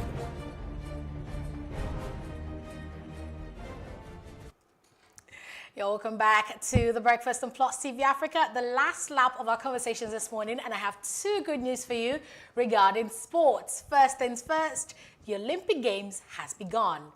Second, not too good news, Nigeria is not participating in the football event, but if you are interested in other games like basketball, definitely Nigeria is to watch out for. And to discuss more of this with us is Wale Scott, our sports correspondent. Good morning, Wale Scott. All right, give us the gist about, first of all, the Olympic Games starting amidst the COVID-19 scare. I think it's a bittersweet feeling for me. It's like drinking beer. It's really sad that the only opium we have in Nigeria is football, and we are the only African country in the world that's ever won a gold at the Olympics in football. And then due to bad structure, different fractions, infighting amongst our different bodies, it affects us directly or indirectly. We are not involved at the football events. But, well, it's good that it started. COVID-19, everybody has complained. They are protesting. All right, hold on, Wale Scott. In Japan. Yeah, hold on. We'll take a short break. When we come back, we'll continue with this conversation here on Plus.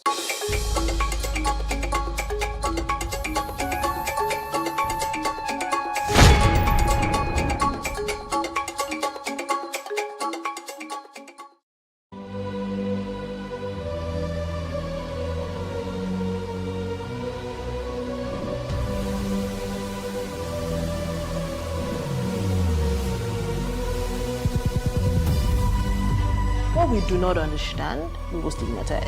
What you can see is the remaining of the tanker that exploded. The suspect equally confessed.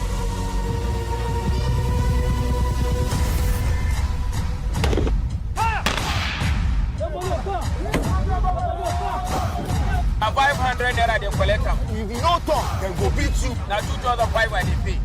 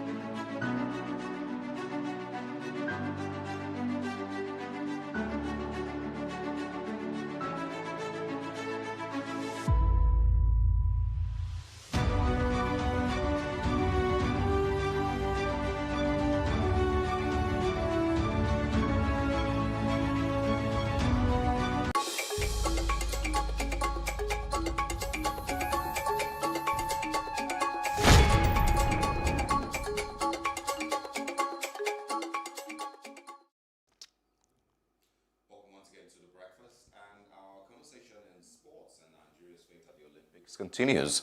Wale Scott's still here with us. Once again, thanks for joining us. Good to be here. All right, so let's talk about Nigeria's fate at the relationship, at the Olympics, not relationship. We're not going to be participating in football, which of course everyone normally is excited about.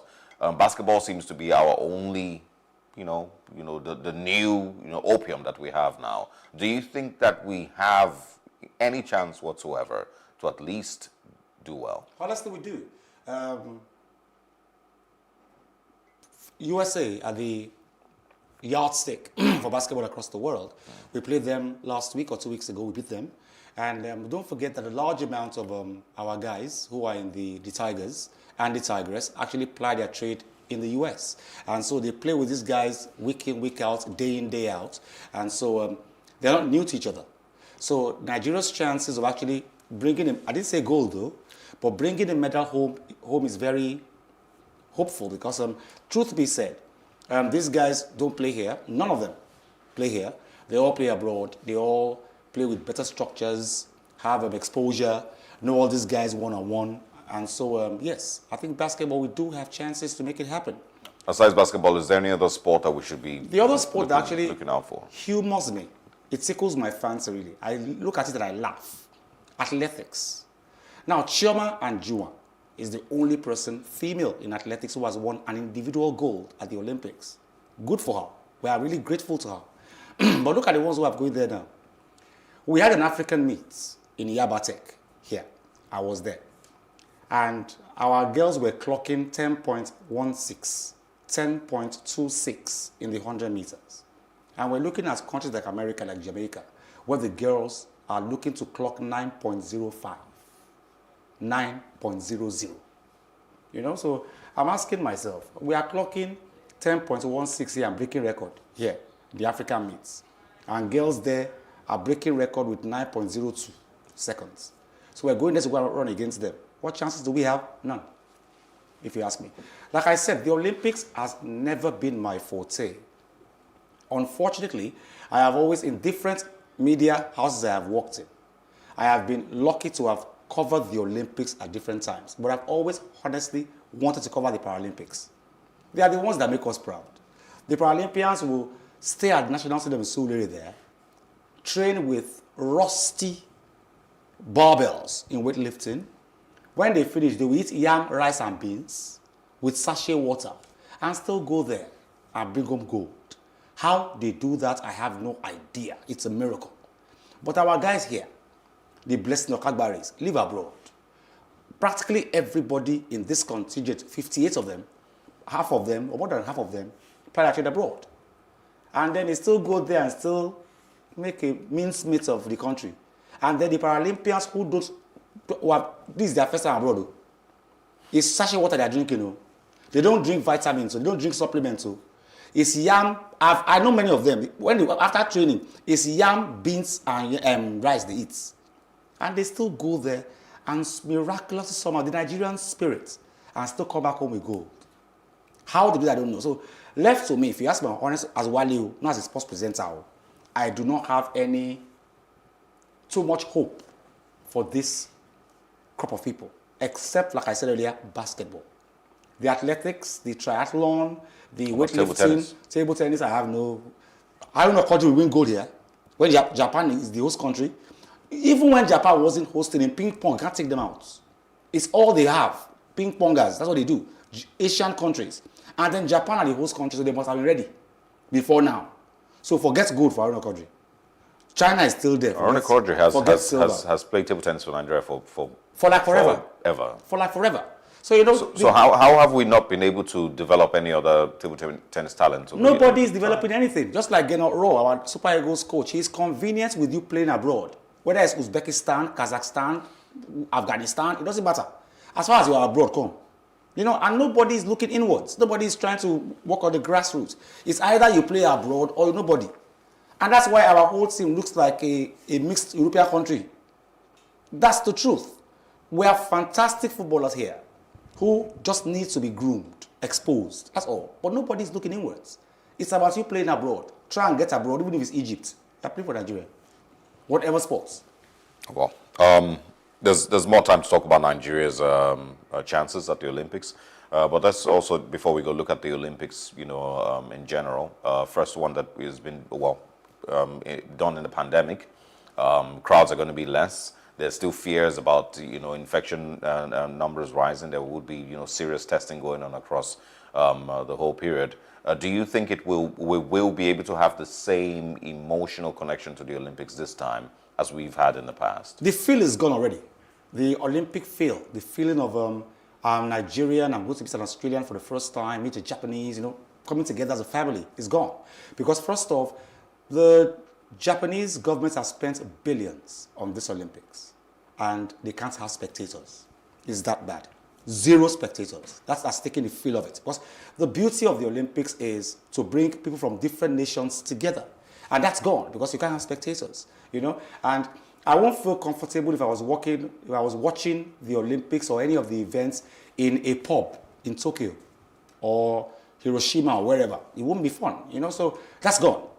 Without spectators, is gone already. And then don't forget that there was a bubble that was built in the Games Village. 58 people tested positive. So health experts says the bubble has burst already, you know. So it's taking the shine off it. We are hearing of COVID-19 cases like every day. And people are getting scared.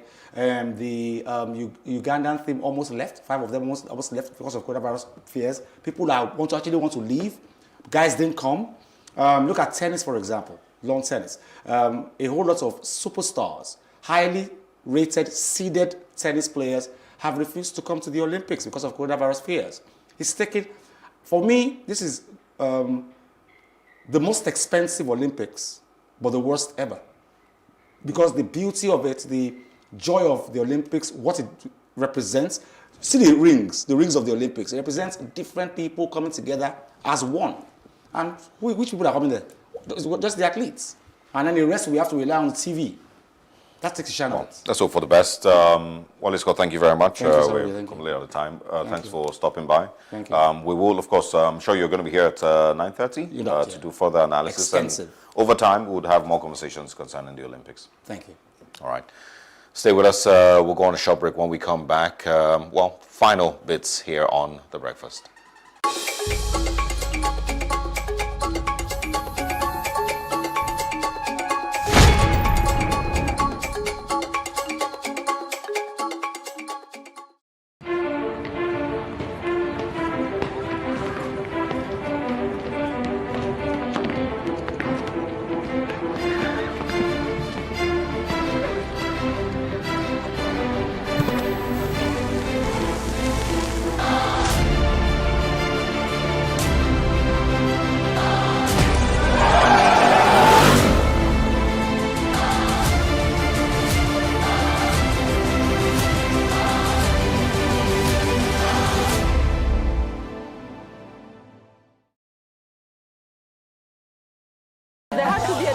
Point.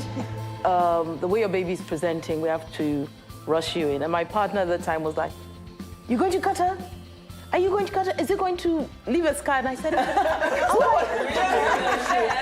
I a belly dancer? What is the problem here?" No, I'm vulnerable about the future of the children, the future of mine and the future of the generation of my children. I want to have nude pictures taken. Of you? Yes, yeah, but without showing my private parts. I want to put it in my front room. And they said, "You can't do that. People will be embarrassed when they came into your house." I said, "Well, it's my body and it's my front room." All the things that we do, what is the purpose of it? I just realized that I was more trusting before I was 6. So many women, they just feel like I have to cook for my husband, I have to breastfeed my children, I have to pick them from school. Because society expects them. Then you go to. home and you cry and you stop your career, you can't do anything, then you blame everybody. You took that choice.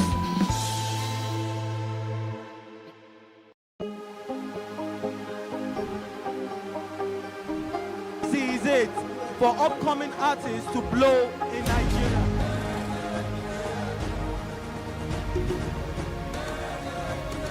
Welcome to Plus Trending. I am Bookie November, your host, saying thank you for joining us on today's episode. Welcome back. It's tea time on PlusTvAfrica. Practice makes perfect. I'm not perfect yet, but I'm a lot better than I used to be. He's a king. He's entitled to marry 100 if he wants to.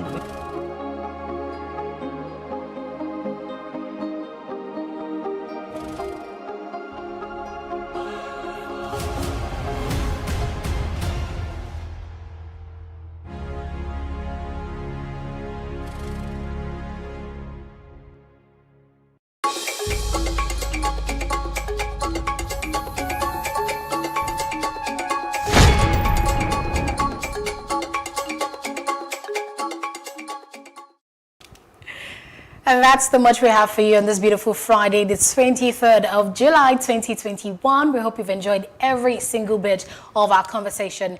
In case you missed any part of it, you can follow us on our YouTube channel and all across all social media platforms. We're at PlusTvAfrica and our new YouTube channel at PlusTvAfrica Lifestyle. I am Anetta Felix. And I am Osaugie Ogboma. Wish you a great weekend. See you at 9.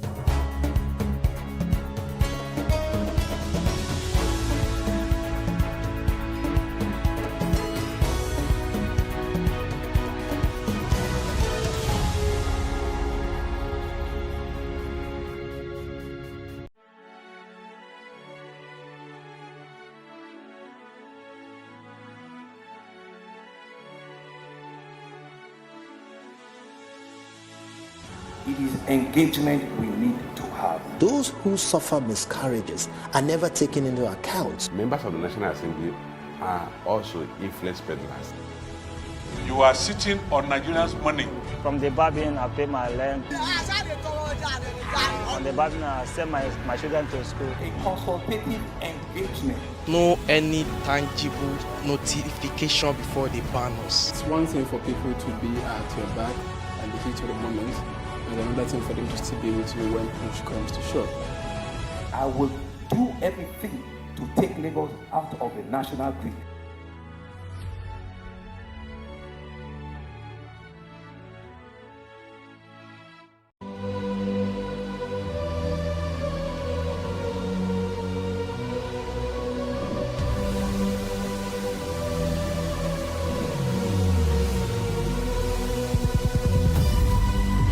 What we do not understand, we will stigmatize. What you can see is the remaining of the tanker that exploded. He suffered equally confessed.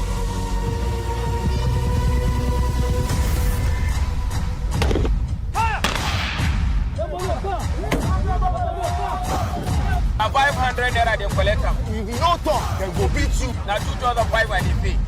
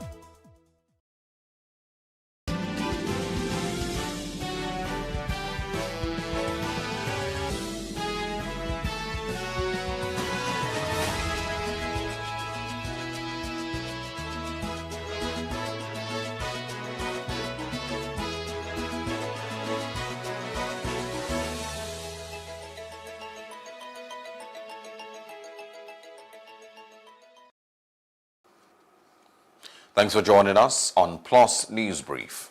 I am Osaogie Ogbonwa. The Kaduna State Police Command has confirmed the escape of 2 of the abducted students of Bethel Baptist High School.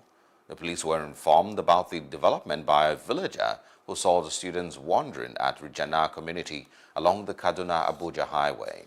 The boys say they escaped when they were assigned the task of going to get firewood from the forest where they were held hostage. They are currently undergoing medical examination at the police medical facility before reuniting them with their family. They are among the dozens of students taken from their school in the early hours of June 5th. The Nigerian Air Force has taken delivery of the first batch of 6 A-29 Super Tucano aircraft from the United States. Director of Public Relations and Information, Nigerian Air Force Headquarters, Air Commodore Edward Gapquet, announced this in a statement in Abuja. According to Gapquet, the aircraft arrived Kano at about 12:34 p.m. And the Chief of Defense Staff, General Lucky Rabon, says those seeking secession in the country no doubt have a wrong understanding of the realities on ground. The Chief of Defense Staff stated this in Owerri, the Imo State capital, southeast Nigeria, during a stakeholders meeting with retired senior military officers in the southeast zone to brainstorm on possible ways to tackle insecurity. General Irabo said it is not the job of the military to stop any agitation, but what they are against is having to use the instrument of violence to bring about the agitations. The former Chief of Army Staff, retired Lieutenant General Azubike Ihejirika, said agitators should shun violent approach to their demand, noting that jaw approach should be implored to avoid war. That the synergy of ideas that will be generated in the course of this interaction will contribute significantly towards a better understanding of the security challenges confronting the region with a view to providing solutions to them. It's not the job of the military to stop anyone from agitation, whatever he so wishes. It's a political thing. That what we are against is having to use the instrument of violence to bring about your agitations. We have a constitution, and the constitution enables us to be able to ventilate whatever grievances that we have. So anyone going outside the provisions of the constitution, of course, we won't, as a military and of course security agencies, allow that. So why do you have to kill in order to achieve your desires? That, of course, is out of place. So it's in that light that we will resist any attempt of anyone wanting to use the instrument of violence against the state. That certainly will not allow. But then there are provisions. Anyone who believes that he has certain desires within the confines of the arrangement as envisioned by the Constitution to ventilate such views. So this is the reason why we think that violence is not the way to go, and we'll always appeal to everyone to see the course of law, the rule of law, to be able to bring about whatever his agitations are. As you all know, anyone who has experienced violent conflict or war do not wish that it is repeated anywhere. Even no sensible person will wish that war is employed in solving out problem. If you go through history, you'll find out that it is jaw. Even after conflict, it ends on a round table. Why don't we jaw and prevent such conflicts? So we want to discourage anyone, anywhere from actions that will lead to disruption of peace. The Police Trust Fund should be independent of the police and government bureaucracy, and trustees should make all the decisions to ensure efficiency. The Rule of Law and Accountability Advocacy Center gave this recommendation while briefing newsmen in Lagos. Destiny Momo has more. On 24th June 2019, President Buhari signed the Nigerian Police Trust Fund Establishment Bill into law to provide funds for the training and retraining of personnel of the Nigerian Police Force, provide them with state-of-the-art security equipment to improve the general welfare of the personnel of the Nigerian Police Force, and enhance their preparedness, among others. Over time, concerns have been raised to some of the many barriers to the effective performance of the PTF. Convener of RULAC, Okechukwu Nwanguma, speaks more on the essence of the trust fund and what is needed to be done going forward. We came here to do an assessment of the implementation of the Police Trust Fund 2 years after it was signed into law by the President, to find out how far they have been able to achieve the mandate of providing additional funding for the police in the absence of the adequate funds for the federal government. The issue of structure has also been identified as making it impossible for the fund to operate. Some members of civil society present were quick to observe the challenge of indiscipline and the limit to how much the executive secretary can approve. So they are good ones, they are good policemen.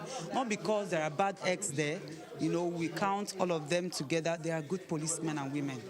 And when you meet them, you fall in love with them. These men and women, to be frank with you, they suffer. Some of them don't have, their salary is nothing to talk about. Some of them, when you get to their divisions, they don't have anything to work with. Wangomar also speaks on other bureaucratic bottlenecks. When I talked about bureaucracy, I'm talking about, one, the structure of the Police Trust Fund. First of all, you have different layers of authority, which includes the police. And it's not supposed to be so, because the police is a beneficiary organization. It ought to be outside. The trust fund is supposed to be outside of the police. Outside the board of trustees, you have an implementation committee.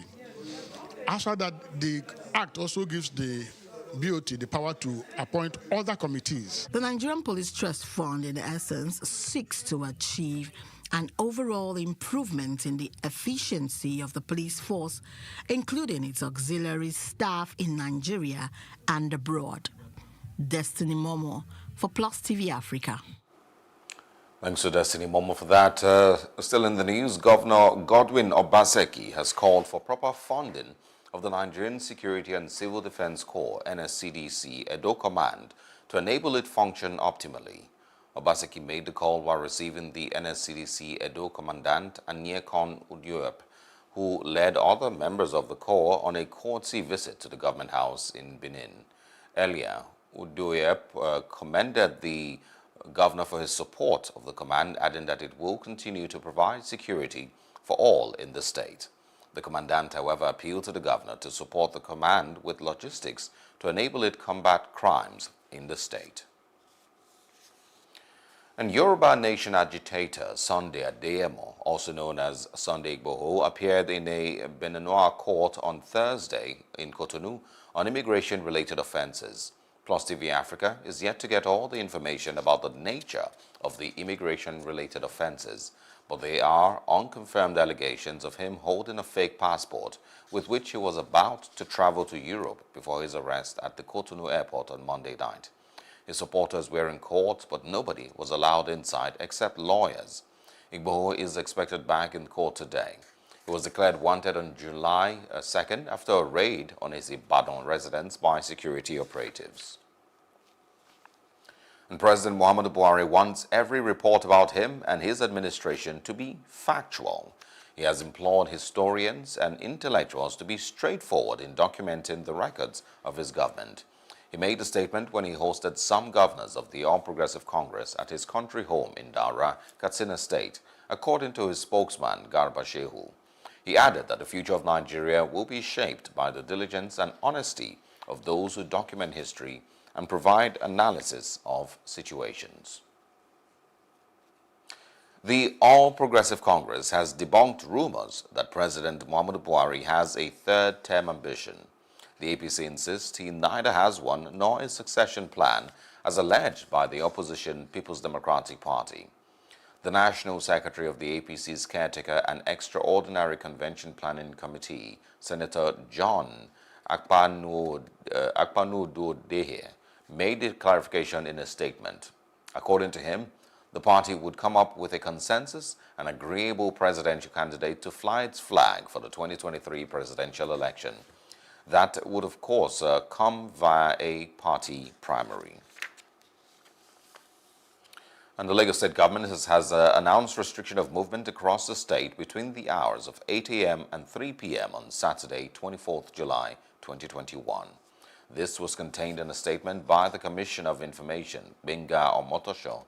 The statement says the restriction is to enable Lagos State Independent Electoral Commission, LISEC, conduct hitch-free elections into positions of chairmen and councillors in all the 57 local government and local council development areas.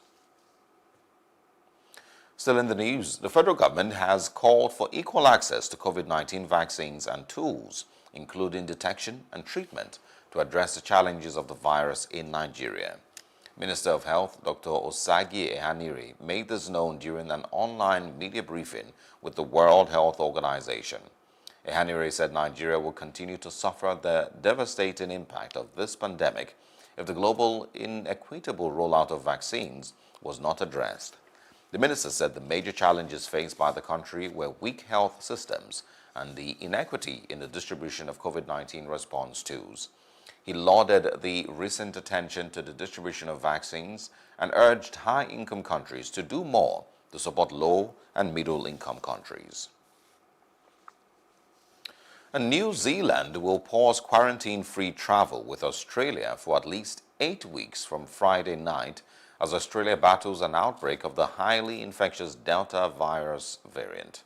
New Zealand Prime Minister Jacinda Ardern on Friday suspended the travel bubble with Australia, which allows movement between the two countries without quarantine. The arrangement had already been paused for travellers to and from New South Wales, Victoria, and South Australia. There is greater risk now from the Delta variant than there was when we opened the quarantine-free travel arrangement with Australia. It is the government's duty to keep New Zealanders safe from COVID-19, and we continue to believe that the strongest health response is also the strongest economic response. This approach has served us well to date. So too is our willingness to adapt. COVID has changed, and so we must. It's on that basis that the Director-General of Health has recommended and Cabinet has agreed to suspend quarantine-free travel with Australia. From 11:59 p.m. tonight, Australians will no longer be able to enter New Zealand quarantine-free. This will be in place for at least the next 8 weeks. At that point, we will reassess our arrangements. Firstly, we do want the bubble to resume. We remain committed to it, and when I spoke to Prime Minister Scott Morrison this morning, I conveyed this view directly, but it must be safe. In the lead up to reviewing the suspension, we'd need to be certain that the outbreak in New South Wales and wider Australia is contained. And now to stories in other parts of Africa. Thousands of government supporters gathered at Meskel Square in Addis Ababa to celebrate the second filing of the Grand Ethiopian Renaissance Dam. Those joining the rally also made a show of support for the Ethiopian military while denouncing rebels in the country's Tigray region. The dam has caused controversy, with Egypt and Sudan being in dispute with the building and filling of it. The issue is due to be discussed by UN Security Council amid fears that conflict could be sparked by the project. The demonstration, organized by the city's administration of Addis Ababa, is the first public rally after the national election held in June. And Zimbabwe has received the first batch of dozens of its citizens being deported from Britain. Some were sent back after staying in that country for decades. They were forced to leave families behind to face an uncertain future back at home. Rights groups and politicians in Britain had mounted pressure to stop the deportations, arguing that the deportees are at risk of persecution in Zimbabwe. The The first group of deported Zimbabweans were people convicted of committing crimes in Britain. The United Kingdom says it has a right to deport foreigners who commit serious crimes after they serve out their sentences. Zimbabwean authorities have dismissed fears that the returnees would be persecuted. And this week, police in Madagascar have arrested 6 people, including 1 foreign citizen, suspected of plotting to kill the president, following what officials in the Indian Ocean island nation said was a months-long investigation. Madagascar has a history of political violence. Former coup leader Andry Rajoelina was sworn in as president in 2019 after a hard-fought election and a constitutional court challenge from his rival. Madagascan police have arrested 6 people, including a foreign national, on suspicion of plotting to kill the president. That's according to officials on the Indian Ocean island, who said the arrests followed months of investigation. Andry Rajoelina was sworn in as president in 2019, following a hard-fought election and constitutional court challenge by his rival. In a statement, Madagascar's Attorney General said the detained individuals, quote, had devised a plan for the elimination and neutralisation of a number of people, including the head of state. It added that investigations were underway and further details could not be disclosed. The arrests were made on Tuesday and the extent of the plot, or how far advanced it was not immediately clear. The statement did not specify the nationality of the foreign national. You're still watching News Brief on Plus TV Africa, and the news continues after this short break.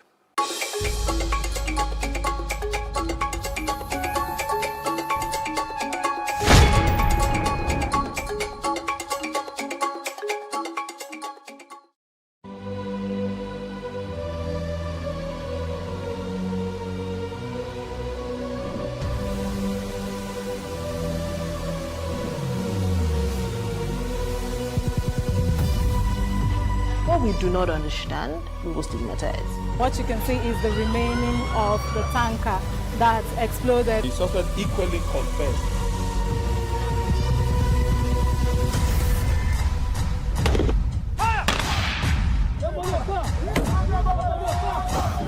Na 500 naira they collect am. If you no talk, dem go beat you. Na 2,500 they pay.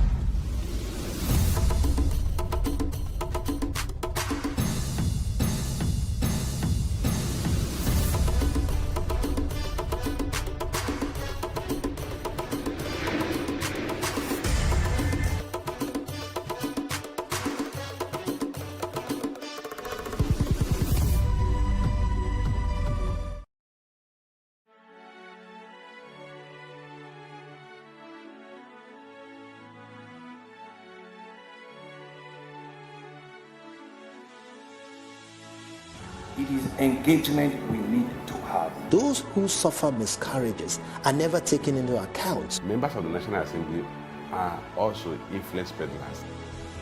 You are sitting on Nigerians' money. From the barbing, I pay my rent. From the barbing, I send my children to school. A consultative engagement. No any tangible notification before they ban us. It's one thing for people to be at your back and the heat of the moment, and another thing for them to still be with you when push comes to shove. I will do everything to take Lagos out of the national grid.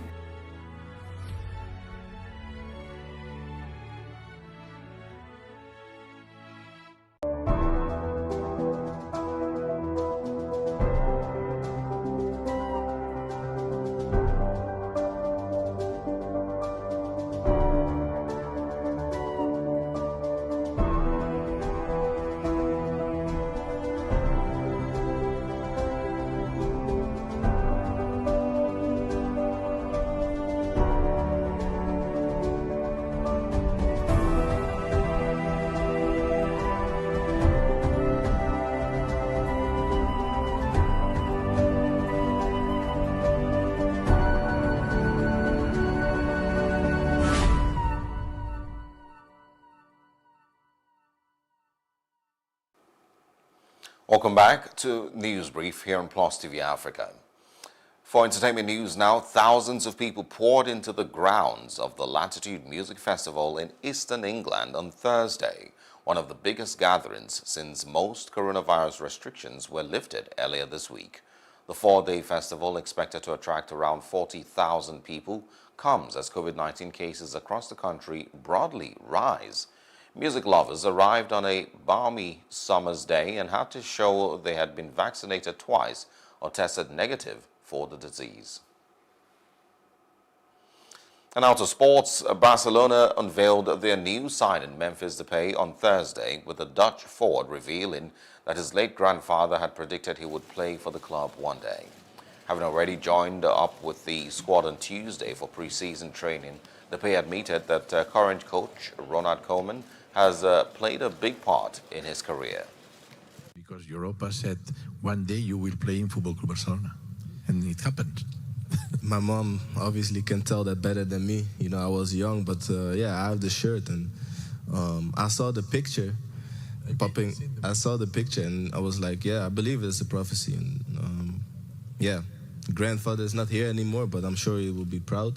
And obviously, I'm from Holland, so we are seeing all the Barca legends, and you know, we get raised with that, with the Johan Cruyff foundation, the way of playing, the way of thinking. We get raised with that, and you know, to come here, and today especially, the way y'all welcomed me, I feel very like a warm welcome for everybody involved. It's a dream. Watching all his games, of the whole team, of course, but you know, he's a legend. You know, I don't need to say much, but best player in the world. You see what he did in the Copa America. So I'm looking very forward to play with him. Still in the news, French President Emmanuel Macron has met International Olympic Committee President Thomas Bach ahead of the opening ceremony of the Tokyo 2020 Olympic Games. The ceremony, which will take place at Japan's National Stadium, is set to be a subdued affair with just 950 people, including only around 15 global leaders, set to attend. Spectators have been barred from most Olympic events as COVID-19 cases surge. United States First Lady Jill Biden, who's leading her country's diplomatic delegation to the Games, will also be attending the opening ceremony. And thousands of Milwaukee Bucks fans took to the streets of the city to celebrate the team's win over the Phoenix Suns in the NBA Finals. It was the team's first championship since 1971. MVP Giannis Antetokounmpo held the NBA championship trophy high for all to see as it made its way through Milwaukee's downtown area and ended in an open-air rally. And they stay there, and they say yeah, and they say there. 'Cause all I do is win, and if you go in there. I'm proud of my teammates, proud of the whole organization for everything we did all year. We put extremely unbelievable work. We believed in ourselves. We went out there to compete. And right now, you know, I'm extremely happy. I still can't believe this is happening, but you know, I'm trying to be in the moment, trying to enjoy as much as possible with you guys, with my teammates, and everybody. Your world champion, Milwaukee Bucks! And that's the news brief. For more, please follow us at PlusTvAfrica on Facebook and Instagram. And do subscribe to our YouTube channel at PlusTvAfrica and PlusTvAfrica Lifestyle. I am Osao Gie Ogbonwa. Thank you for watching.